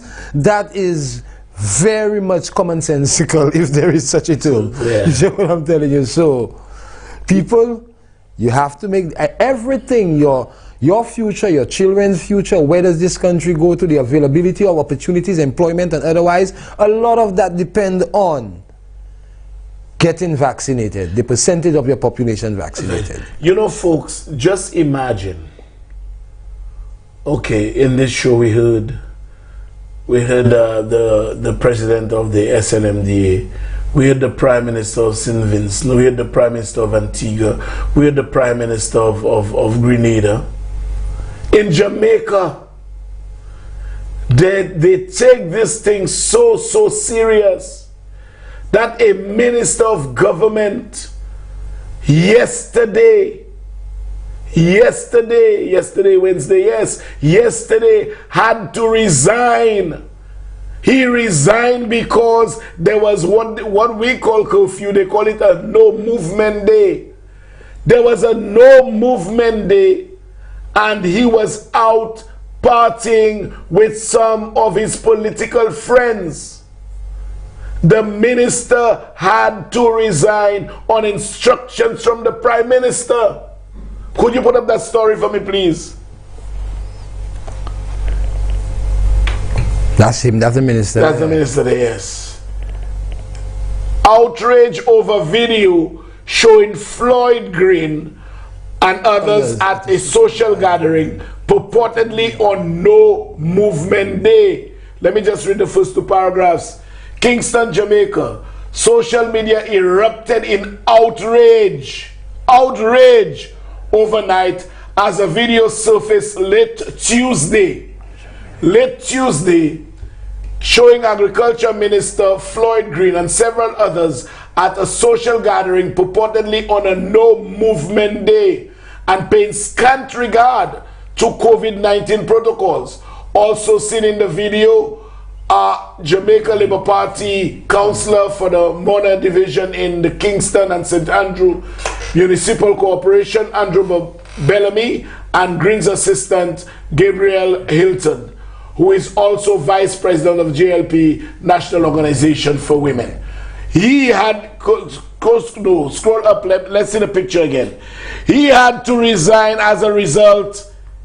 Yes, that's him there. He had to resign yesterday. Social media erupted on Tuesday, and he had to resign on Wednesday. So that is the degree of seriousness. That is the degree of seriousness with which those countries treat this. Folks, this is serious. This is not a Vinci thing or a Lucian thing or an Antiguan thing or anti-vaxxers thing or Grenadian or Jamaican. This is hitting every part of the world. This is hitting us with a vengeance. This is fighting the world like a war. That is what the warrior is. The warrior is no government, no person. That is the warrior. COVID is the warrior. And you know, folks, I warn again that no government can control COVID. There was this bus driver who unfortunately passed of COVID. And he was one of those who was protesting, basically, you know, he's an anti-vaxxer, he had taken that vaccine. And almost on his dying bed, he was telling persons, look, my thoughts are wrong. Please get vaccinated. Because you know what? Who feels it knows it. No government can control this. No government can control this. And this is a pandemic which does not discriminate against persons on grounds of race, on grounds of religious belief, on grounds of party loyalty, on grounds of sex, on any grounds whatsoever. It is deadly. And we cannot politicize it. We cannot impose on each other. But I do believe that if one cares about this country, he or she does not want it to be a casualty, neither he or she wants to place more pressure on the little health resources that we have in this country. They're already inadequate. My personal view, don't remain in hibernation. Submit yourself to vaccination. That is my view. I like that one. That is my view. I like that punchline. I'm not imposing it on anybody. But don't remain Here are the facts, here are the risks. You make the decision whether or not it's worth it. Look at the statistics, look at the science, look at what you're hearing, and make your decision. It's your decision. And take responsibility for everything, the consequence and the ramification. You must be willing to take the responsibility of the consequences of your conduct. If you see I was in government alone and I had to make decisions, personally, I'm not imposing it on everybody, but I will do. All my frontline people must be vaccinated. My frontline people. Nurses, officers, teachers. Those are people that, you know, interface with others on a regular basis. Yeah. The government is not minded to go in that direction. They have not given any indication of that. And so I speak from a personal standpoint. But there comes a time when you have to protect those who don't want to protect themselves. In essence, it is the government responsibility to protect persons even from themselves. Yeah, well, some people don't seem to understand that. Talking about war. War my foot. War my foot. Go to the bank. When they tell you you must be vaccinated if you want their loan, what you tell them? You want war? Give me your money. And this is why there is a pressing need for the terminology and the rhetoric of the anti-vaxxers to change. You know what I mean? Just tone it down. Yeah, Carl Gustav is what you all want. I mean, nonsense. No, I had to, you know, I've said it so many times. Right now, you want a little mortgage to buy a house, you have to do medicals one on top of the other. You have to do medicals one on top of the other. Don't do it, they'll give you the loan. And they will invariably add vaccinated persons to the list. That if that is not there at some institutions yet, it will be there. Before you end, mind you. It will be there. Healthy bus driver driving all over the place, boom, gone. You know? And after that, they still want you to take life insurance again. Now, even, look at how it works. Look at the circle. Look at the circle. You go for a mortgage, mortgage asks you to get life insurance. Insurance says to you, I want you to be fully vaccinated. You say no, you can't get insurance. You can't get the loan. Right there, basically at the doorstep, at the start of your very transaction. What do you do? You know? And the individual, you have to understand that there is a need on the part of the lending agency to guarantee themselves that that which they're lending is going to be paid back. Exactly. So then it is against that backdrop that the bank and perhaps all or any lending agency would ask for a COVID test, given the fact that COVID is a killer. It is indeed. It is indeed. You know, it is indeed. But, you know, such is life. And I've said what I had to say. My opinion is we are fighting a war with this deadly disease. Do not remain in hibernation. Subject yourself to vaccination. Now, you know, folks, something a little more spicy coming down your way now. I read on social media many extremely negative comments that emanated from the corridors of groups supportive of the United Workers' Party in relation to Expo 2020. Let me first see that what is now called Expo 2021 was Expo 2020, but because it could not have happened given the COVID again, couldn't have happened last year, it was postponed to this year, and it is supposed to be held in Dubai. Folks, you know, sometimes people speak, but when they speak, whatever they say is clouded in ignorance, because they do not speak from a standpoint of knowledge. They do not speak from a standpoint of factuality. They do not speak from a standpoint of verifiable facts. They just talk on the altar of party loyalty. And after the dust is settled, they realize how much garbage that they spew. They begin to ask themselves, did I make a fool of myself? The last administration, folks, had made all the arrangements for Expo 2021. They even had a prepared list of persons who would be traveling. Yeah. Persons who have been traveling to Dubai, yeah. And yes, Nancy Charles' name was there. Nancy Charles was slated to have gone this year, in addition to the 2 previous occasions that she traveled to Expo Dubai. She has gone twice.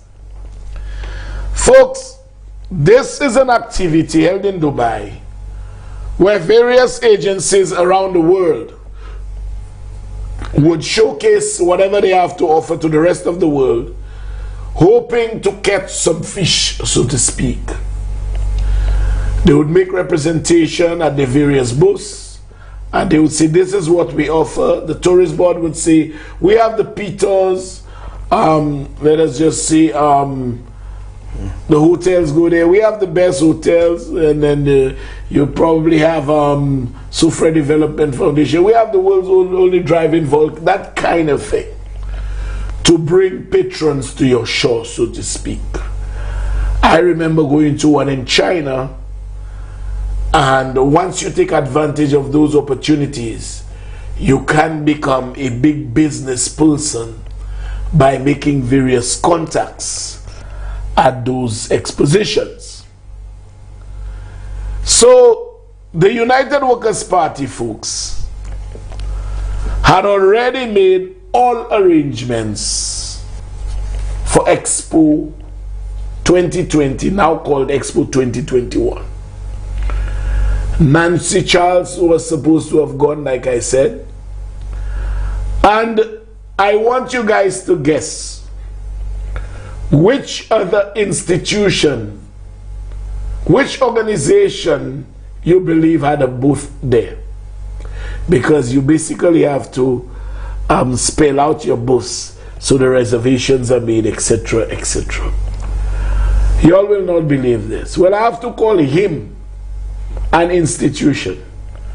I have to call him an organization, because I cannot understand, I cannot fathom, I cannot find a justification in my mind why Alan Chasney, the ex-prime minister, felt it necessary then to have had a PM's booth at Expo 2021.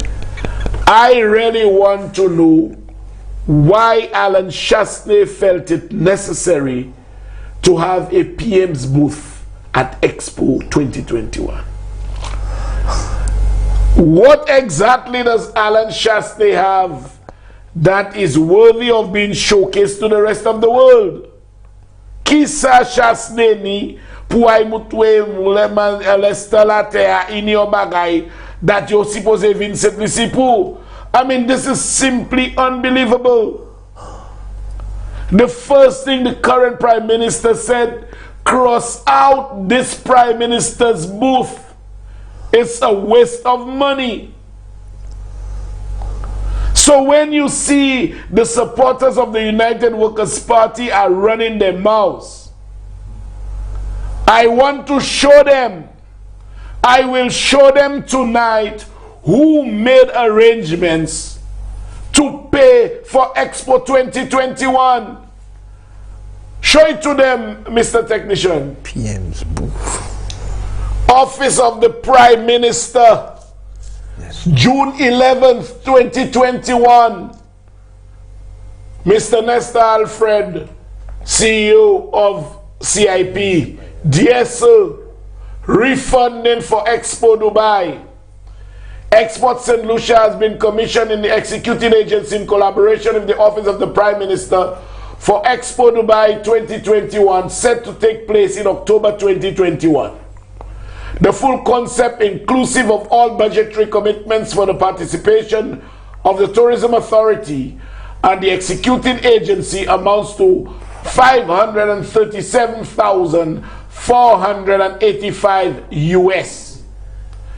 Reference your correspondence dated October 23rd, 2020. Please be advised that a portion amounting to US 537,485 of the excess cash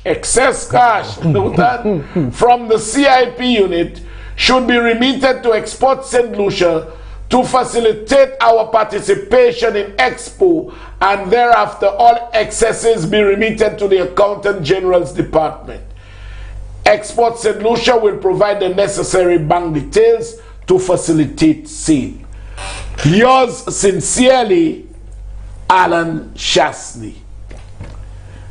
Yours sincerely, Alan Chasney, Prime Minister and Minister of Finance.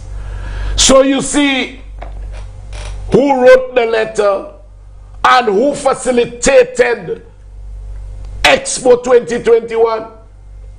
But yet they are busy blaming this government. They are busy blaming this government. Now, you know, folks, guess what? The government intended to give the entire sum, 1.466 million EC, let's just say 1.5. The government had agreed to give the entire sum to Accela Marketing, Agnes Francis. The entire sum. Give it to her to manage their travel to Dubai. And they had already prepared a contract. They had prepared a management contract. Give her the entire sum to manage their travel. Let me show you the contract, folks, which she had already signed. Agreement made this first day of October 2019 between the government of St. Lucia and Accela Marketing, represented by Agnes Francis, Managing Director. Now, go to page 3 on that agreement for me, please. Page 2, scope of services. Here it is. This is what she's supposed to do. The agency, in collaboration with the participating organizations, shall manage shall manage the client's preparations for the St. Lucian Pavilion and cultural activations at the Expo 2020 hosted by Dubai. Okay? That is what she's supposed to do, just to manage them. Go to page 5 for me on the remuneration. Page 5. Remuneration. Let's write. Payment in accordance with the agreement shall be effected in EC dollars. The contract amount is $1,466,292, comprising agency fees. Comprising agency fees and other expenses. Now, let's see 7 very quickly. Terms and method of payments. 50% upon signing of the contract. 25% by August 2021. And the other 25%, 30th April 2022. They intended, folks, I did not say it.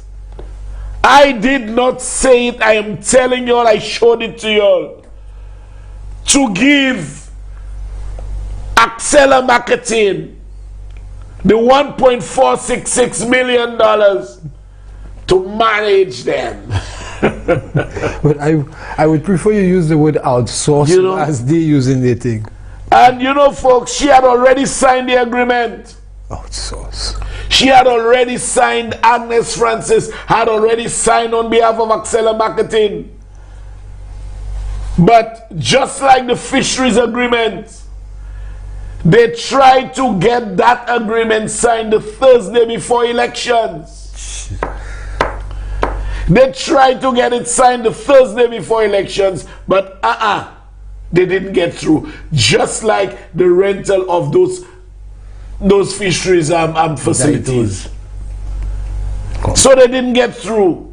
When this government came in, they changed the operations totally and asked Export St. Lucia, a government-owned statutory corporation,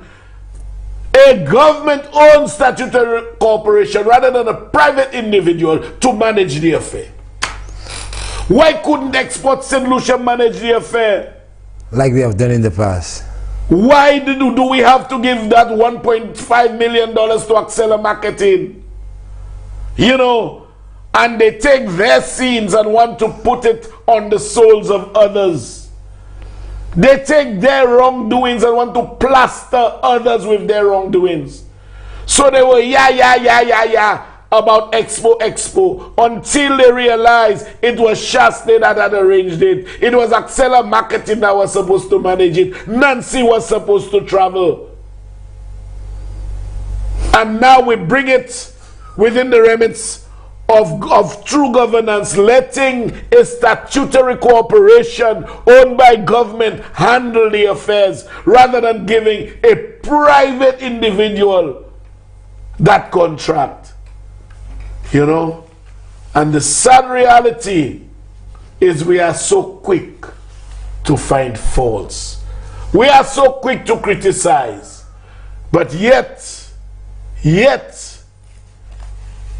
the criticisms, what we should level criticisms at, hits us right in the face, in our faces. But because of some friendship or whatever, we figure, no, we can't criticize. We are quick to criticize others, but never prepared to accept criticism, constructive or otherwise. I thank God I'm different.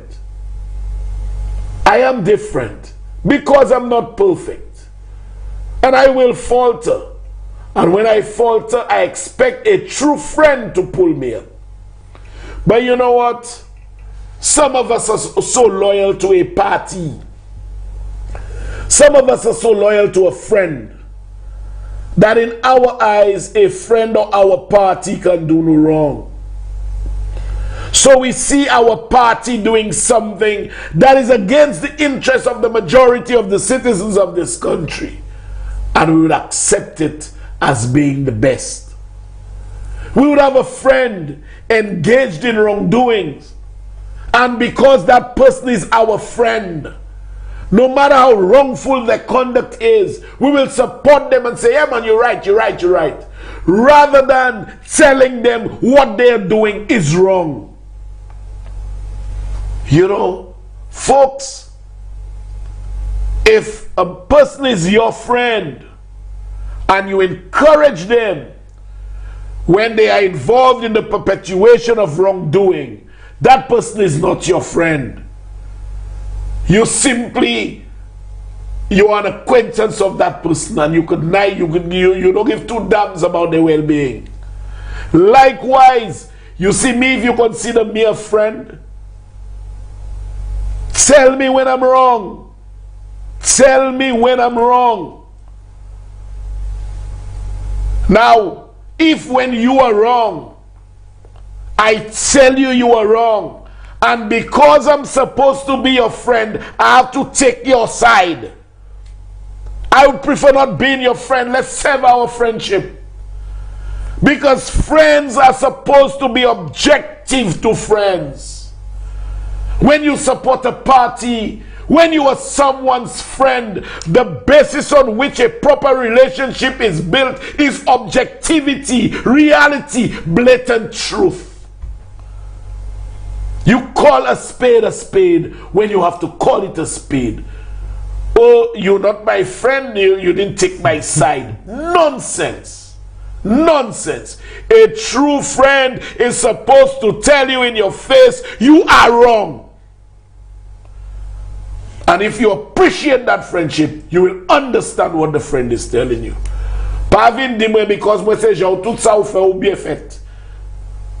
and once you see people have that kind of attitude, I hold my corner. Because it means I can never trust your judgment. Your judgment should be objective. Your judgment should be, even if it hurts me to hear the truth, tell it to me. That is the basis on which friends get even closer. I have a sister, sometimes I quarrel with her. When she tells me things, I pretend I don't hear. But still. But in my own personal moments, I internalize what she says. And a lot of times she's right. She's right. That is what friends do to friends. Tell them the truth. You don't tell a friend what they want to hear.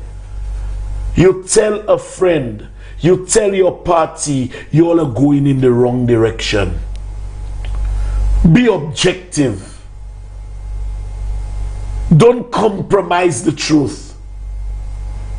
Let that truth not be a scarce resource. Team, you were wrong, you were wrong.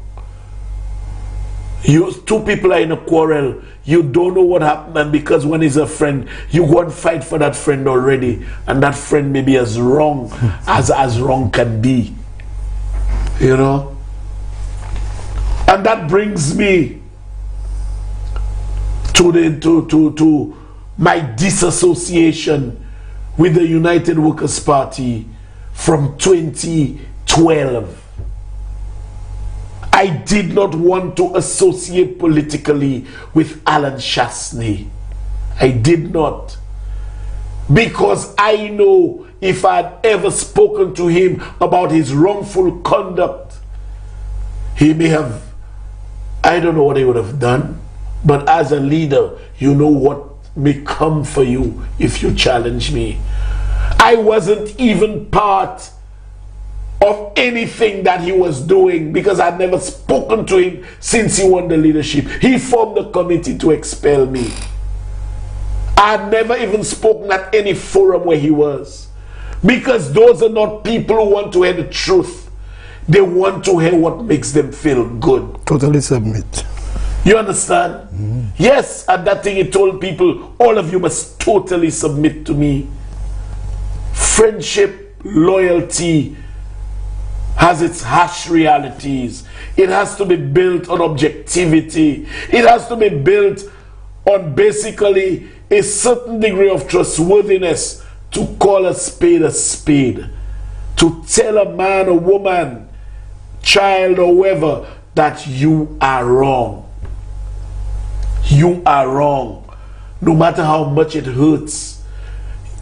You know, you don't keep it. You let a friend know you are wrong. A friend is not one who sides with you, no matter what the circumstances are, no matter how wrong you are. And you know, folks, the last show before the 2016 elections, I told you all, and the clip is there.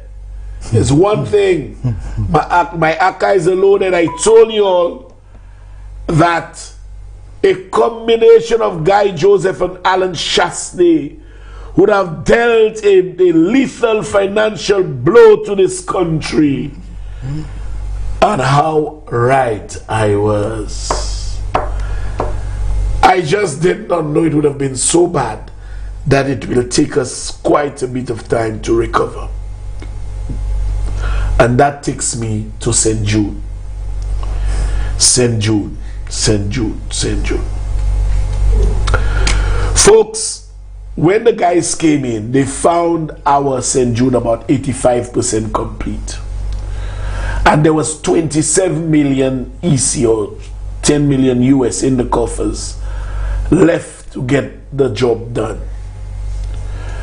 Guy Joseph, Alan Chasney and others decided no, that they are not completing St. Jude.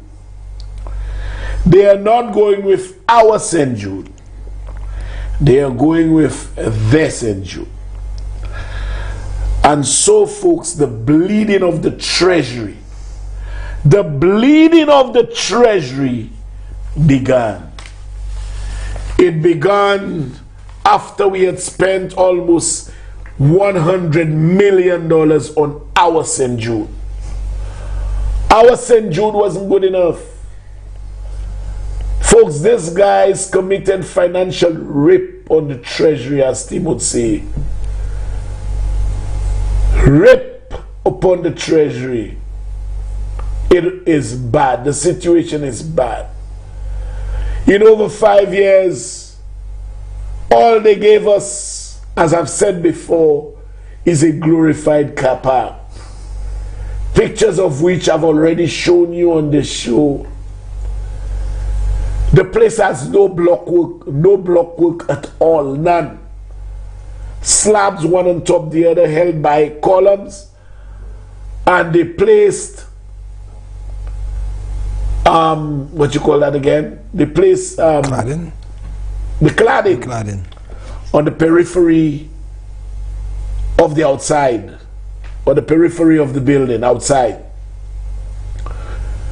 They did it just before the elections to lend to its aesthetic appeal, and posted it on United Park as an state of the art, state of the art hospital. You know, and the supporters were saying, yes man, we are working, the workers are working, and come with their big hats on TV, the workers are working. You know, state of the art hospital. But folks, the supporters did not realize there was nothing in there. Nothing at all. Nothing in there. No ducts. No interior walls. No wires. No conduits. No plumbing. No pipes. No AC. Nothing in there. Nothing at all. And I'm hoping that sooner than later the media would be invited to visit the facility. Very much so. For them to have a first-hand view of what currently obtains. But I can tell you, media personnel, just condition your mind that what you're going to see is a replica of the Baywalk Mall, except there is periphery, there is cladding on the periphery, cladding outside. That is the only difference. You know, what is even more alarming is the cost of construction thus far. The cost of construction, the cost of completion, and the cost of incidentals. Folks, ridiculous. That will have you bamboozled. It must. Because this is pure financial wickedness that was done to this country by the last administration. We must first remember that we had already spent $100 million or thereabout on our St. Jude, which was about 80%, 85% complete. Right now, we have their St. Jude, and I wouldn't call it their St. Jude. I will say the original one was St. Jude, and this thing there, the monstrosity, is A&G Hospital, Allen and Guy Hospital. So the new name, when you're referring to it, is the A&G Hospital, Allen and Guy Hospital. You know, folks, those guys have spent so much money on this that, as I said on the last occasion I was here, the cabinet of ministers figured that, you know, we needed to have seen what was happening at the A&G Hospital. And we wanted to know why exactly persons were being prevented from entering the A&G Hospital. But let me tell you why, folks. Let me tell you why. Let me tell you some of the expenses at St. Jude thus far. I want you to listen to this, folks. A total of $118 million have been spent on the A&G Hospital. 118 million of the A&G Hospital. That 180 million were all direct awards. All of them were direct awards given by Alan Shastley, meaning that there was no tendering for any of the contracts. Let me repeat that. The $118 million spent on A&G Hospital so far, all of the contracts were by way of direct awards given by Alan Shastley. I showed you all some pics some time ago. You have any pics there to show me? I showed you all some pics, folks. This is the A&G Hospital that, this is it, a kappa. This is, and you see how outside looks with the cladding? There is no block work in front of that. None. By your block, no versa. You all see what it is there, car park, and now they're putting up those metal frames to receive the how they call it, the sheetrock. The sheetrock. Which means in essence a category 3 hurricane would have made a mess. Look at this. $118 million. $118 million was spent on this. On this. $118 million.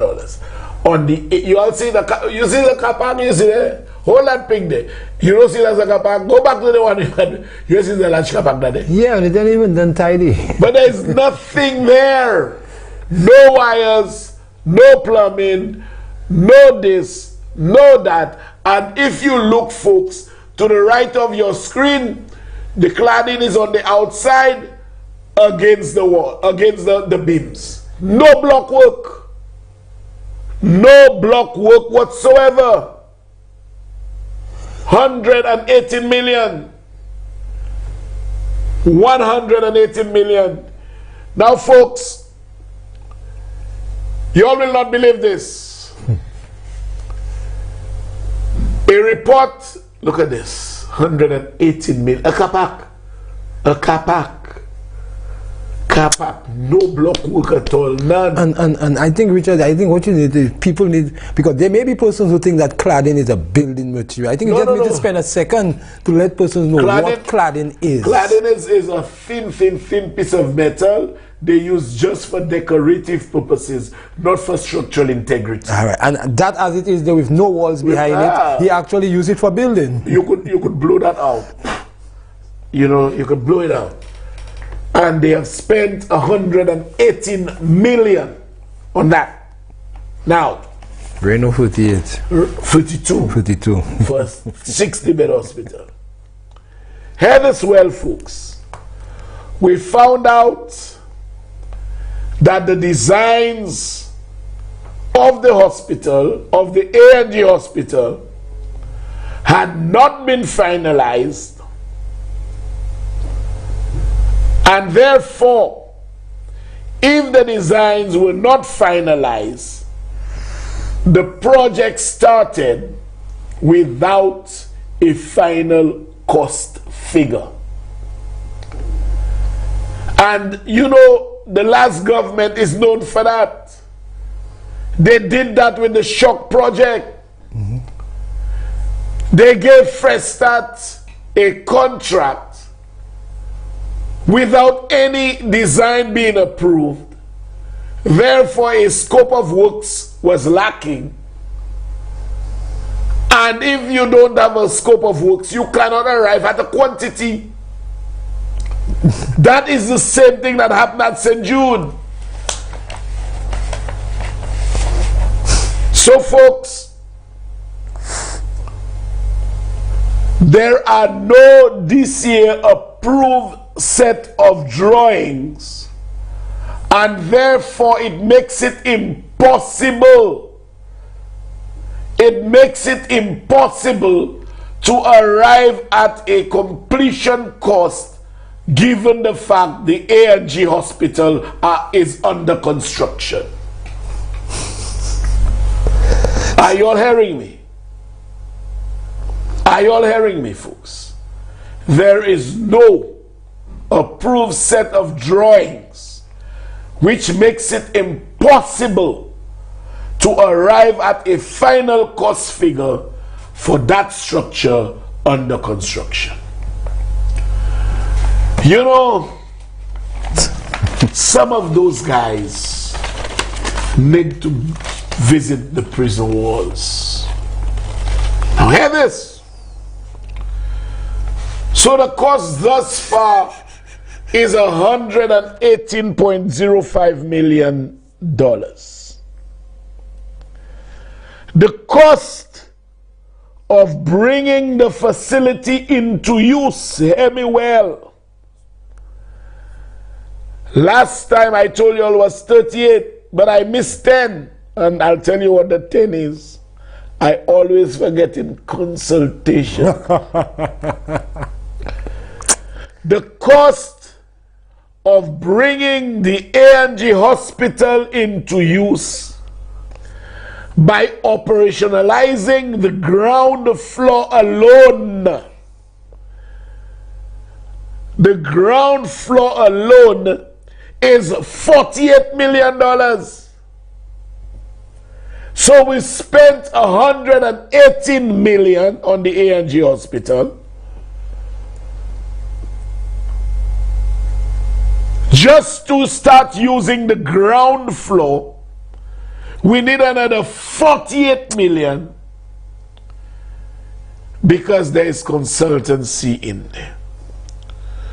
So 118 plus 48 is $166 million for one floor of the A&G hospital, without furniture, without fixtures, and without equipment.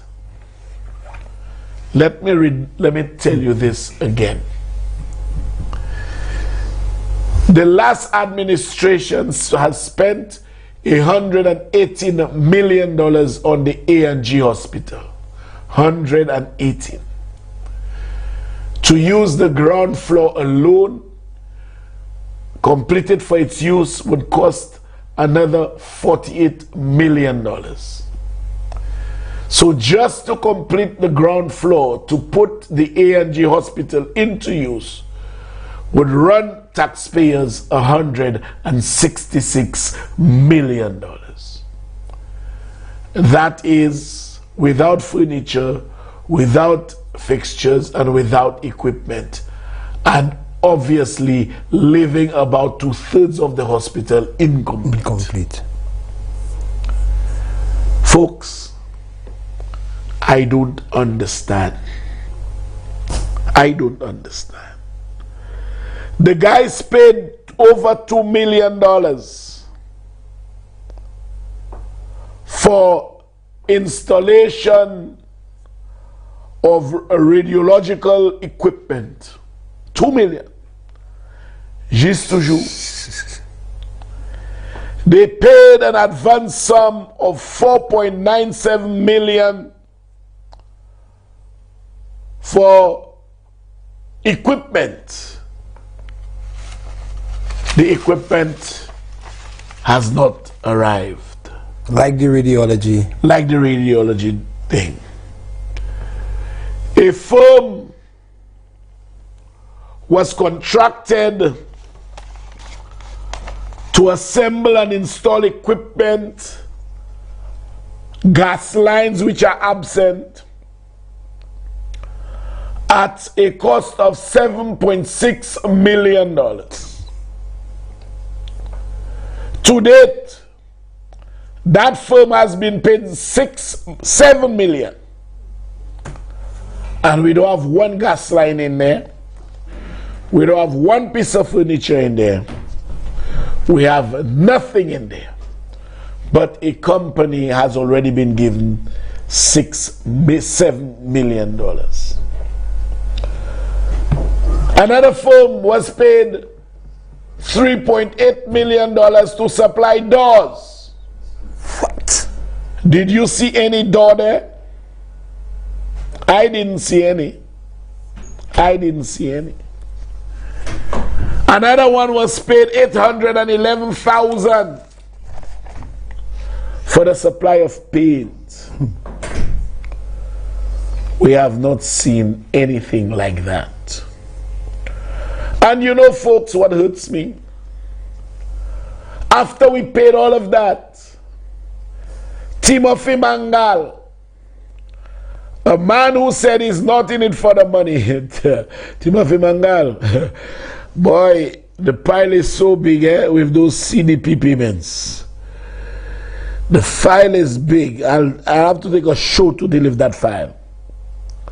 I have to take an entire show to deliver that file. The file is thick. Payments to Timothy Mangal's construction company, supply company. The file is sick. 700, 800, 500,000. The file is thick. But he's not in it for the money. He's not in it for the money. Not in it for the money. But you know, folks, what I don't understand. A government project is being executed. Timothy Mangalu's not in it for the money. Would get a direct award, irrespective of the project being a duty-free project by virtue of being the government's project, will get a direct award of over $7 million to source materials for St. Jude. Poor job, St. Jude. For the A&G hospital, rather. Show them the direct award to Timothy Mangal. He's not in it for the money. He's not in it for the money. Okay, Director of Finance copy, blah, blah, blah. Subject. Request for direct award to Total Construction Supplies for a contract to import and supply materials. Hear this, folks. On the basis of the recommendation from the PS, that's how it's written. You know, what recommendation? Why? This is a duty-free project. Why do we need anybody to give that kind of money? Why, Timothy Mangal, you're not in it for the money? Give us back our money. I hereby grant approval for a contract by direct award to Total Construction Supplies in the amount of $7,039,385 for the importation and supply of materials for civil works at the St. Jude Hospital reconstruction. What are the materials? We don't know. Where are those materials? Because all we can see that has been used there is concrete and steel and the cladding. $7 million. St. Jude has really been used as an ATM to the government. You know what? But he's not in it for the money. What say you on all of those, on all those financial transgressions, Steve? Richie, you know, I for one, as a matter of fact, the mere fact that plenty of the commitments was not fulfilled, it leaves an opportunity for the government to attempt to retrieve our money. But really and truly, it brings to light the fact that these guys, in essence, were the rapers of the treasury. These guys did not finish the initial St. Jude because to somehow, some way, Guy and Alan figured out that the A&G hospital would have been an ATM card to the people's money, the national treasury. And yo, this is unacceptable. And again, these revelations is the icing on the cake that if anybody is not brought before the court, before the justice system during the 5-year tenure of this government, it will not be received lightly. I, like a number of persons whom I have encountered, state clearly that they voted for action. You know what I mean? You reading this there, Richard, and I just like, I cannot believe the amount and the sums. Like you see, Renault built a hospital in Dominica for $32 million, in essence at 60-something beds. In essence, we're saying that Renault could have built 3 separate units, 180-something beds, with that much money, yes, operational and equipment. Yes.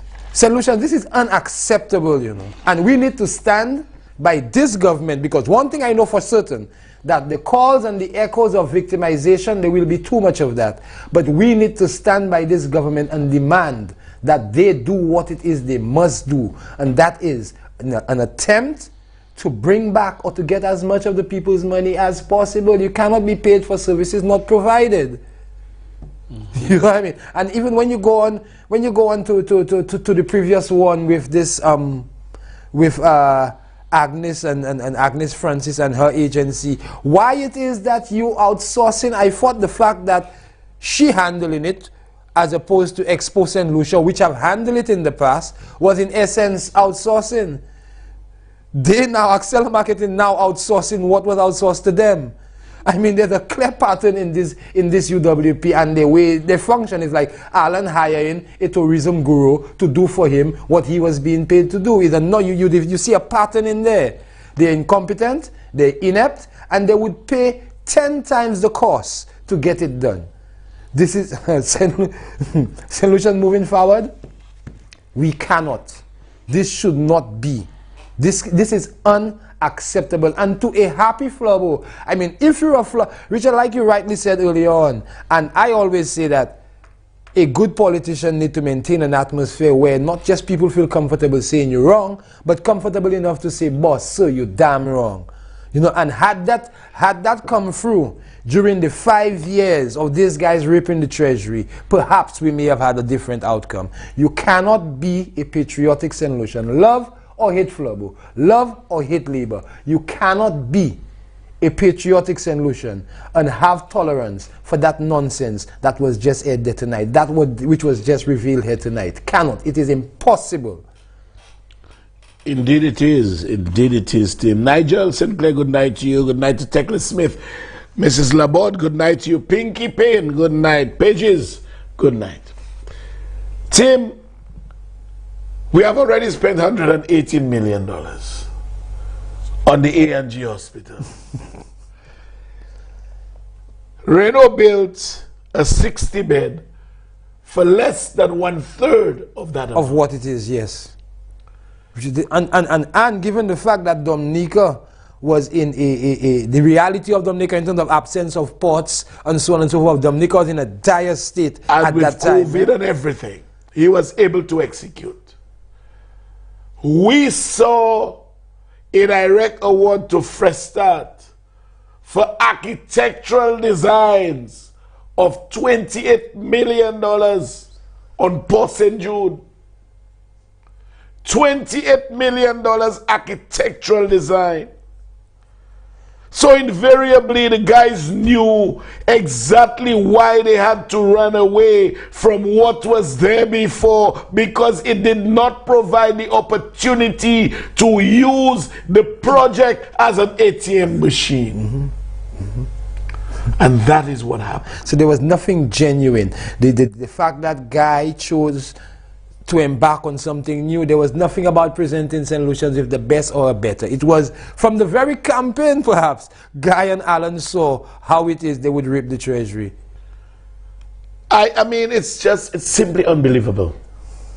166 million, and we would only have one floor functioning at the A&G hospital. 166. And whereas Reno built a 60-bed for $32 million. Fully furnished. Handed over operational. This is, I don't understand. Bangal having direct order for $7 million. Richard, I understand the greed of greedy persons. What I cannot understand is the fact that persons who claim to be of sound mind would stand by and make excuses for that madness. I mean, it's total madness, it's greed, it's whatever you want to call it. You know, I just don't think that this country of ours should be put through this kind of financial wickedness.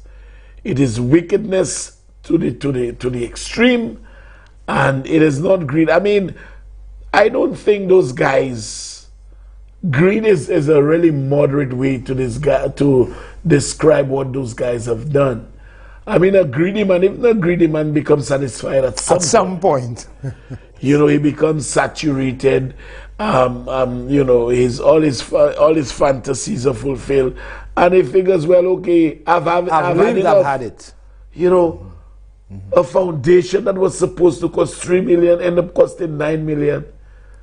$166 million, and they only have a ground floor when we could have had a hospital for $27 million more. And you know, when you remember, Guy said there is no overruns, but there cannot be overruns when in the first place there is no costing. Exactly.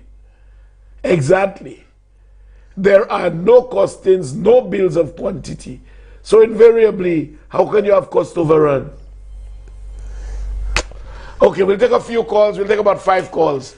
We have one person on the line already, and we'll get out of here, team. We'll get out about 11 o'clock. That even underscore the need why these guys' travel documents should be seized, because I, for one, I scared that they may never come back. Good night. Can I help you? Good night, Richard. How are you doing? I'm good, my brother. What's up? I'm great. I'm great. We have to start. We have to start that house of the man soon. I warn you. I tell you that already. Yeah? Yes. Well, they're out of the house now. And actually, they're just taking the things out of the house, and but they actually, some people in the area, as I told you, assisted them with a new apartment. Yes. And they getting the things to store into they're building a small storage, like. All right. Once that is done, I will have some workers at Castro City Council to assist us. That will be great. I will keep you informed as soon as they have the welfare. Yes. We need to build this house for this gentleman. Right. I know you will do it, Richard, and the community of Lapansi know exactly that you're well on board. Okay, indeed I am. Yes. But Richard, trust me, this is a shame, you know. It's more than a shame, my brother. It's a crying shame that we have to face that kind of situation in our country when things are so bad. And as you spoke, you said that Mr. Mangal said he's not in it for the money. That's what he said. If you're not in it for the money, and you're giving us that kind of blow, you know. But I know where the money went. You know where the money went to. I know. We could see it somewhere up north. Somewhere up north. Okay. You know. But Richard, our children cry will be on these guys' back. You know.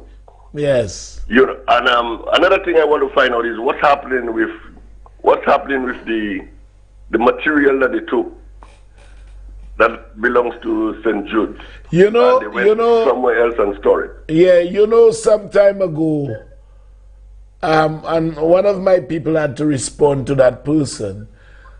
Somebody posted on Facebook, Richard said, as soon as he gets in government, he's coming and take the material up to now. You know, and I was just, you know, and up to now. And one of my people responded, but that's the kind of BS that you end up hearing, and it infuriates you. Obviously, something has to be done, and those materials have to be accounted for. We need to get it. We need to get what belongs to our people. You know, but you know that guy isn't here, right? Yeah, that guy. We are looking for that guy anyway. I think Mr. What's his name from the one that gave him the licking. Oh, Joachim. Joachim better go and search for him. Yeah, but honestly, John, on a very serious note, when you hear about those financial injustices and our people were starved. There was COVID, we got absolutely nothing, and you are taking $166 million and pouring it into a glorified car park. I mean, it just, I don't know. Richard.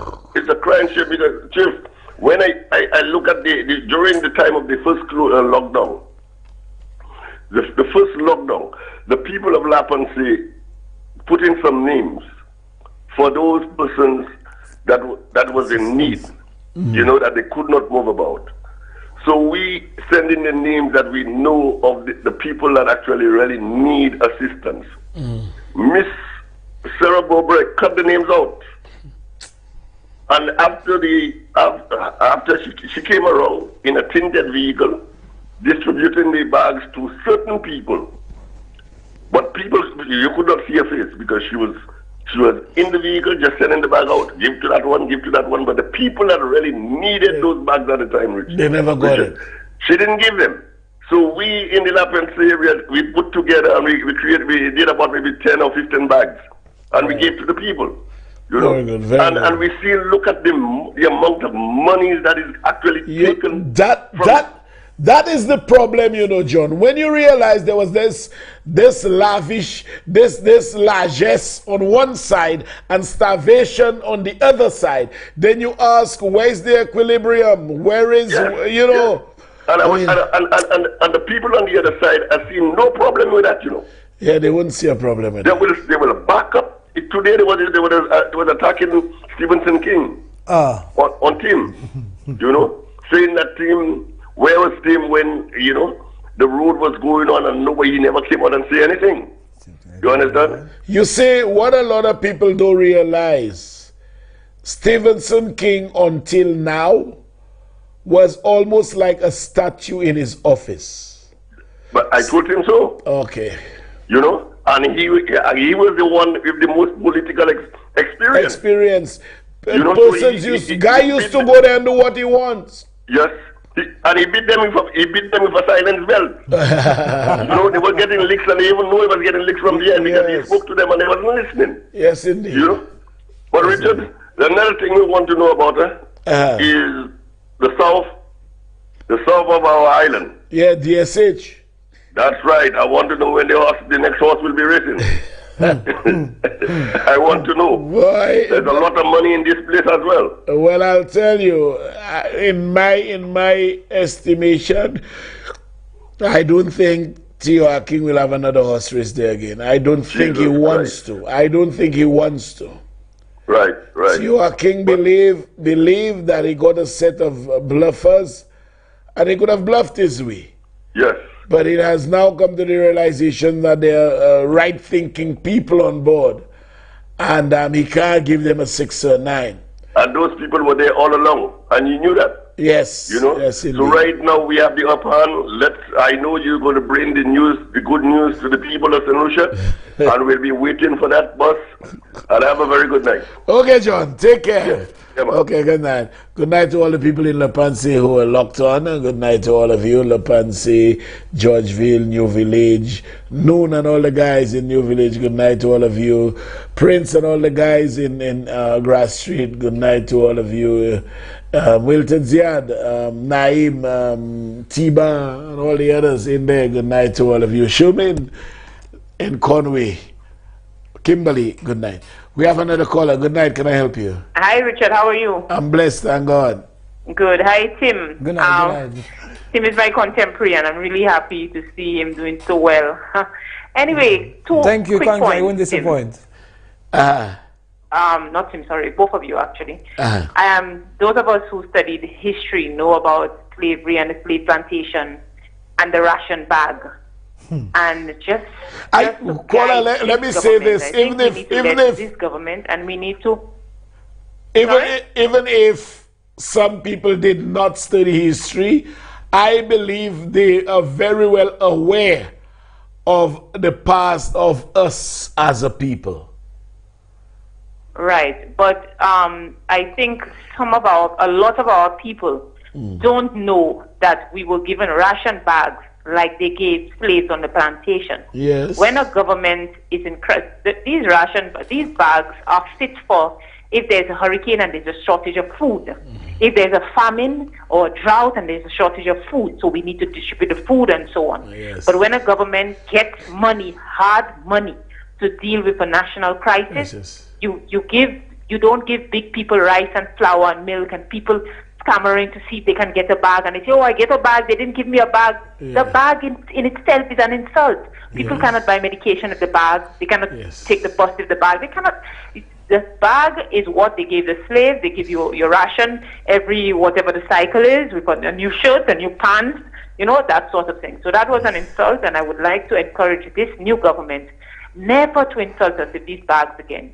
If there's money available to deal with a crisis, in times of crisis, find a way to employ the people, engage their services, and pay them even if it's a stipend, and let them, not like slaves, let them like independent free people, choose what to do with their money based upon the priorities and the unique needs of their family. That's the first thing. The second thing is... Very good observation. Thank you. The second point I want to make quickly is regarding your position on the vaccine. And I'm not scientific, so I don't want to take any position as to whether we should be or should not be vaccinated. But I think that there should be some sympathy or empathy at the very least for people who are very nervous, concerned, and worried about the vaccine. Hence the reason I said I'm not imposing my own position on anyone. No, I'm not talking about you generally. I'm talking about the governments of the Caribbean, and it's very curious that they are not some of them are imposing mandatory vaccination on us, and the people who produce the vaccine, who export the vaccine, and who make the vaccine are not imposing mandatory vaccination on their population. I am not saying that the vaccine is either good or bad. I am simply saying that we don't know yet. So if we are, and in the history of people who've studied that, not me, but I've read about it, will tell us that there have been vaccines that after years have been shown to be very dangerous to people. So if people are nervous and anxious about the vaccine, a softer touch has to be taken. Because at this time, I feel myself to be stuck between the devil and the deep blue sea. I don't want COVID and I don't want the vaccine. But it's not because I'm against the vaccine, I'm happy I have a smallpox vaccine, polio vaccine, all these things. I'm just afraid because I don't know if I'll have a heart problem in 5 years or in 10 years, and I also don't know if I'll die of COVID tomorrow, God forbid. Let me ask you a pointed question, if I may. Hello? Yes, I'm listening to you. Yes. Let us just suppose you have a daughter's son who wants to study law, and the facility is approved, subject to you doing your medicals, which necessitates being fully vaccinated. Your question desire is contingent upon you acceding to the bank's request or whatever to get that vaccination done. Would you still maintain the position that you now do? I'm not quite sure, because with the way the world is now, with the uncertainty that presents itself in the world, I'm not quite sure. And I'm not sure, because the vaccine has not been tested, whether I will be dead in 5 years and what will happen to that child if I'm dead in 5 years. Okay. So I don't know what the position is with the vaccine. And some effort needs to be made to encourage us to deal with preventative care as well.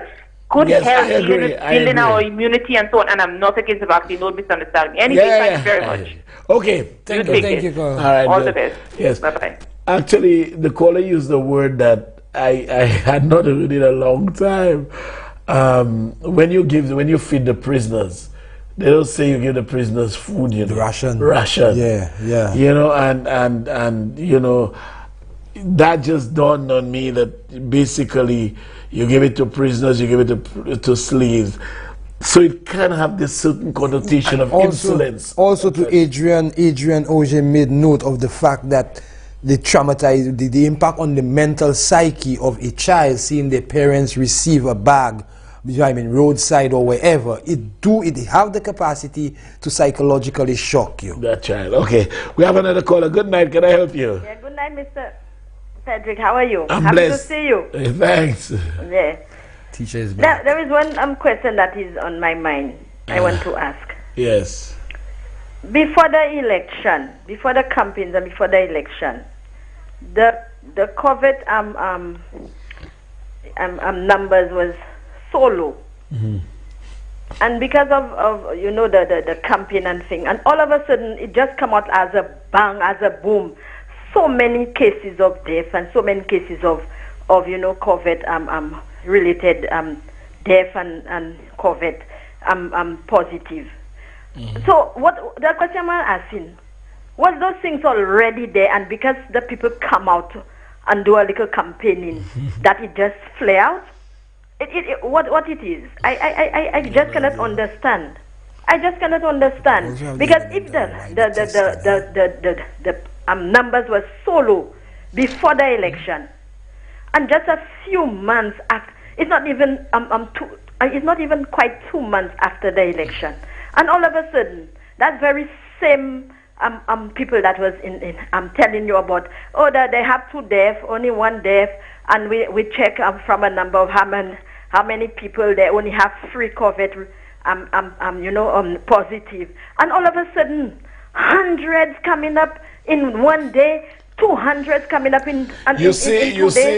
I just cannot understand that. I just cannot. It's something that is worrying my mind.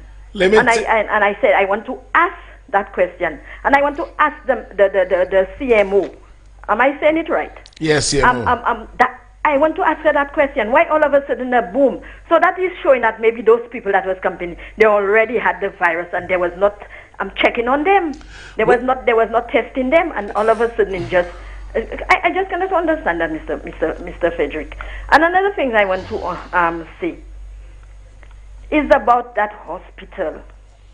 If the people had taken half of, or less than half of that money and finished the hospital that was almost finished there. Because as I can recall, when those people came in, a quarter, they're about less than a quarter. Less than a quarter. Yeah. When those people came in, they showed that they had people working on the hospital from the time that the election was called, and when they came in, they still had people working on the hospital. So that's showing that they had some money allocated to finish the hospital. Yes, there was. And now, and then to stop that whole project, saying that there is no plan. But the audit report have not been read. They live and they did not read the audit report. Well, 5 years. You know? And they said that was what that was going to show St. Lucian's once and for all, that it is a proof that it did not have plans. But I can remember you showed some plans. Of course. And when you show it, the quarrel was they were trying to sabotage the government that was there. I remember that clearly. Yes. So where is and I never heard that they had a plan for this one they have there. Now you're calling it glorious car park, Mr. Richard? Yeah, glorified. I was glorified car park. I will not say it's a glorified car park. Because when something is glorified, it's something that is beautiful, something that is nice, something that is, you know. No, well, that's what I mean. It's a nice. Beautiful to the eye too. No. From the standpoint of being a car park, it's a nice car park. No, I am looking at it as a disgrace. Yeah, it is. As a disgrace car park, it's a disgrace as a hospital. Yes, indeed. It is a disgrace to spend so much money and live in what that is almost finished. I don't know where those people got their education from, because I'm a layman and I would not do that. If that come to me for ideas as a layperson, I would have done better. And another point I want to bring quickly. Okay, very quickly. Is about the airport. As the COVID come there, if they had lived the plan that the other government had there, that airport had finished already for that 5 years. Long. And then we would still be getting our little monies, even though plane was not coming there for the people to make their money. The contract was. We will still be getting our money from the people that build the airport. So I don't know how they're thinking. I hope the government that is there, I know they have experienced people. Mr. Pierre is a very experienced person, you also, and they have others too that is experienced. I hope that you will try to do things with wisdom and understanding, and trust God for that. Yes, thank you. Have a pleasant night. Thank you. Bye. Let me just make some points on what she said. She spoke about whether the numbers were there, whether there is a spike, Tim. It's beyond refute that there is a spike. However, I believe that persons are now subjected to more rigorous testing. Very much so. And therefore, when we used to have 2 or 3 or 4, you probably would test in 10 or 20. Right now we test 600, we test 500.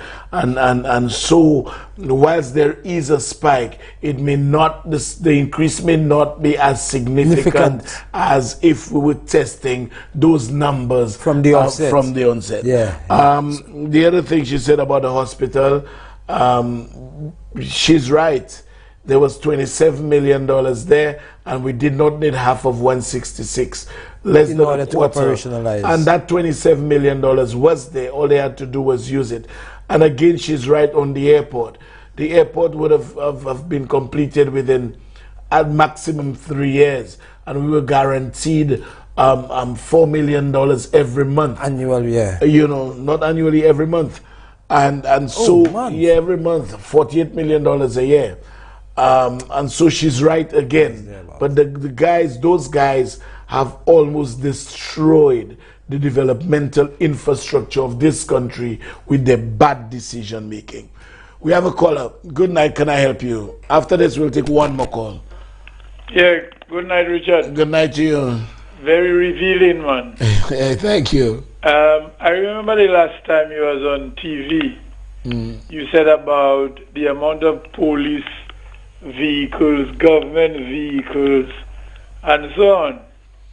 And somebody, a hierarchy in the Treasury, got a job to secure the ballot boxes. Not the hierarchy in the Treasury. I said it was the Accountant General's wife. The Accountant General's wife? Yes. Now you must realize a lot of these payments must go to the Treasury. They have to come from the Treasury. They have to come from the Treasury. And the Accountant General is the one who authorized the final payment. Exactly. So if the Accountant General is seeing so many other people getting. I like what is his take? Now you know. As you say that reminded me. There are loads of poorer people in this country who worked on election day for the electoral department, and they have not been paid. They have not been. You know? They have not been paid. Yeah. But you find the bigger fish are the ones eating first, unfortunately. So maybe tell the boy, he maybe tell the PM, boy, I facilitate so much for your friends. What happened to me? Scratch my back. You know, I like that one. I like that one, quite honestly. I like that one. Because obviously he would be seeing all the payments that are going through. Going through. You understand? You know, so me say the gas haba hotel ma come buy too. Na poti buy. Have a good night. All right, good night. Yeah, man. Yeah, well, it's the thing is on his wife's name. No, but that kind of thinking, the fact that people see, and when you say that bottom level crime is influenced and given an impetus by upper level crime, and people think it's a joke. It's what I'm telling you. You see that these guys seem to act with impunity, and then there's no attention paid to them. You tell yourself you deserve piece of that too. Like he said, the Accountant General maybe have said, boy, so much illegitimate, you know what I'm telling you, unquestionable transactions have authorized. Give me something on this 11th hour. Yes. Okay, we'll take our final call. You are our final caller tonight. Good night. Can I help you? Yeah, good night, sir.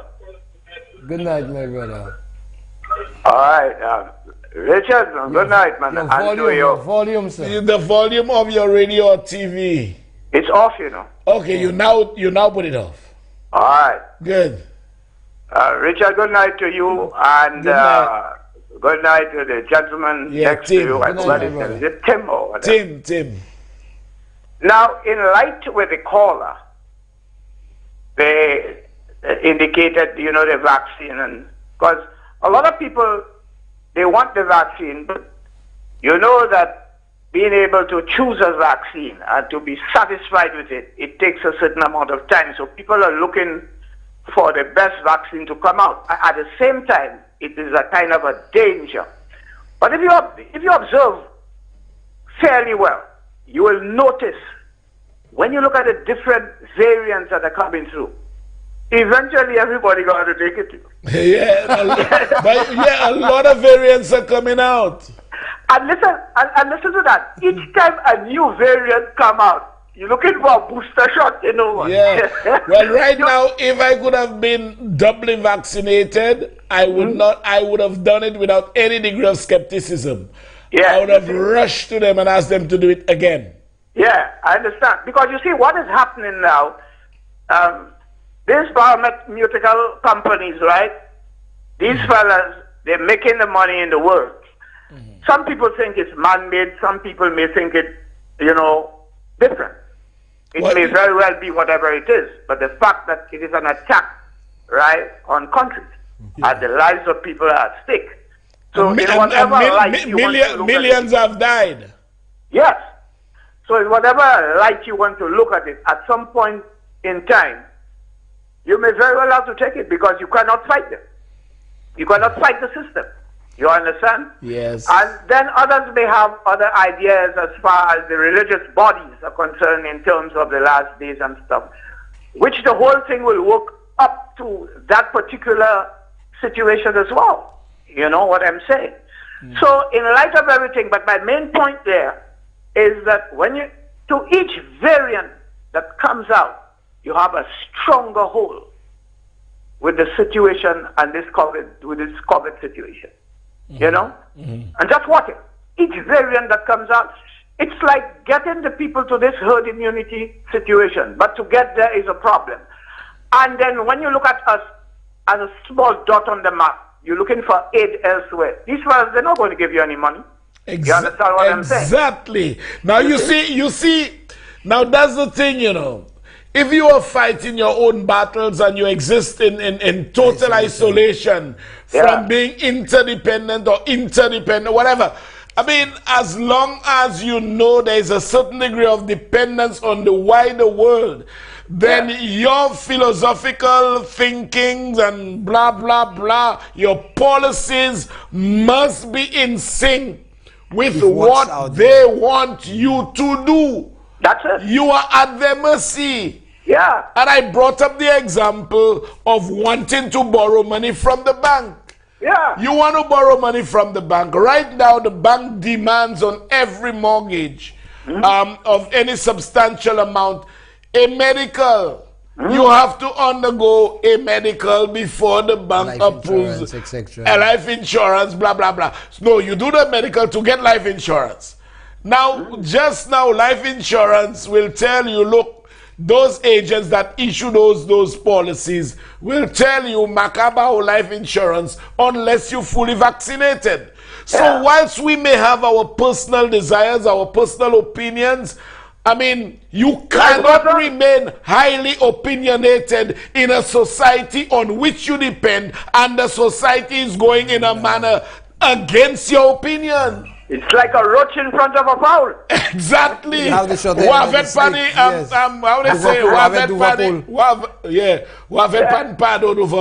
the reality. Yeah. That is I don't know if you caught the voice, but you know the individual well. Who's that? That's the electrical guy, man. That's how you call me. Who's how him on, man? The electrical guy. The electrical guy. I'm a little lost now. You call it. Gasol no para we souvent, mais no para bien. Oh yeah.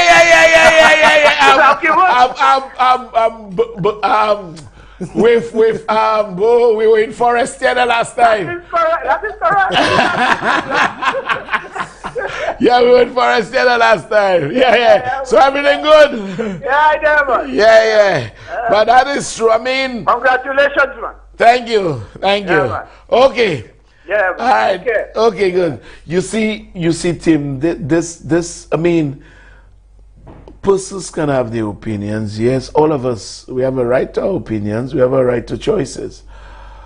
But because of the fact that you don't live on a planet by yourself. It's not all about you. It's about interacting. Yeah. And if your interaction if your philosophies, your opinions would limit your ability to interact, and you need the interaction for your own personal development and that of your children, and the problem is then you have to understand that you are actually placing a hurdle for yourself. Yeah, you make that adjustments or you become your own worst problem. Exactly. So what do you do? And I mean, at the end of the day, yes, you can have your opinions, you can do this, you can do that. But I'll tell you, okay, if you come to my house, I'll give you $1 million. But you can't come to my house if you're unvaccinated. See how quickly you'll go and get your vaccine. Yeah, because that's it. Your objective could only be fulfilled through that avenue. Exactly. So, and I rather suspect, I mean, when this thing came out about to travel, one would have to show their vaccination card. I felt it was so far-fetched that it went down the echelons of disbelief. I figured, well, you know, that's BS. COVID would have been gone and dissipated by then. I was behaving like Donald Trump then. Oh, this thing will go away soon. You know, honestly, I was in denial. And I felt, well, look, man, there would be no time where you would need a COVID card to board a plane. But you can see now with every degree of reasonableness that this time is coming, approaching.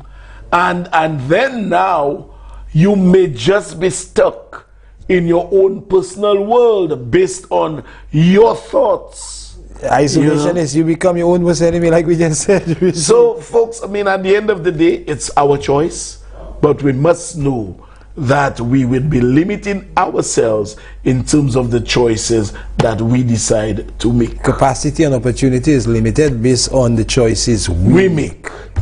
And, you know, we would invariably be placing hurdles before ourselves based on the choices that we make. So, Tim, your final words? Yeah, well, in essence, let's not become our own worst enemy and follow the science. That is, this COVID thing is not going to go away. Like the lady said earlier on, there is need for us to make provisions for persons who will not be swayed, who cannot be swayed. They too have to understand that they do pose a challenge and to not impose on the others likewise. But for those who've been apprehensive, wondering whether or not, given what we've heard there tonight from 3 regional leaders, I think the onus is on those to stop thinking and stop worrying and go get it. I also think that the ministry need to make available more widely in terms of information as opposed to where the vaccination centers are. I also think that they need to may consider initializing a toll-free line so persons could actually call and get information as to where closer to them. With regards to the the travesty that is OKEU, people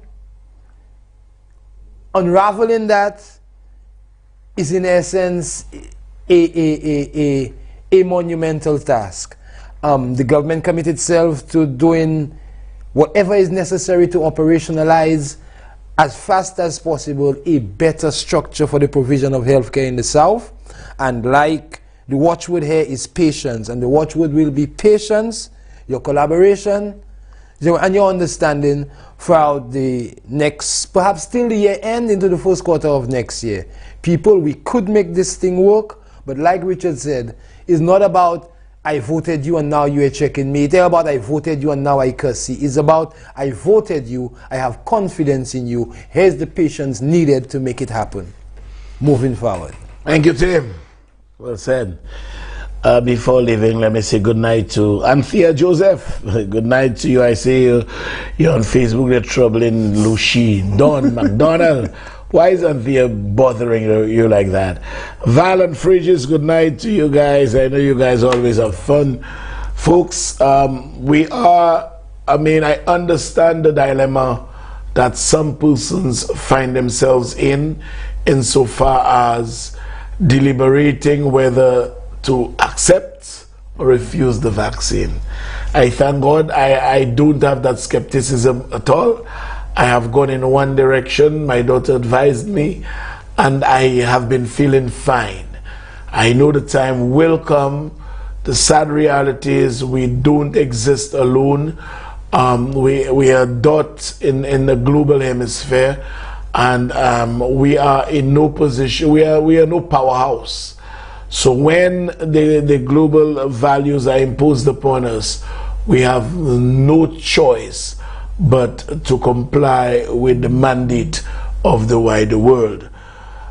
That having been said, I am hoping that, probably they shouldn't do it, but I know they will at some point, and in the not too distant future, impose upon us the necessity to be fully vaccinated before we can be granted any credit facility.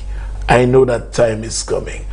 And like I told you earlier, team, like I said earlier, when this vaccine thing, when the COVID thing just came around, and persons were touting about being a card-bearing member of the fully vaccinated membership club, I felt, this was so far-fetched that would never ever come to fruition. But now you realize that the day is drawing nigh, and it will be here sooner than we think. So it is like, yes, the choice is yours. but remain in your isolated space until such time that the world embraces you as a fully vaccinated citizen of the world. Folks, as I've always said, if God has blessed you, no one can curse you. Live clean, because what you sow, you are bound to reap. I'm Richard Frederick. I'm out of here. I'll not see you next Thursday, but I'll see you Thursday after next, God willing. My substitute teachers will be in the house. I may call in, but I will be on the Thursday after next. I will not go a complete month without being here with you and keeping you abreast and informed as to what is transpiring in your interest within the corridors of government. Thank you. Have a good night. See you in the next 2 weeks. Bye.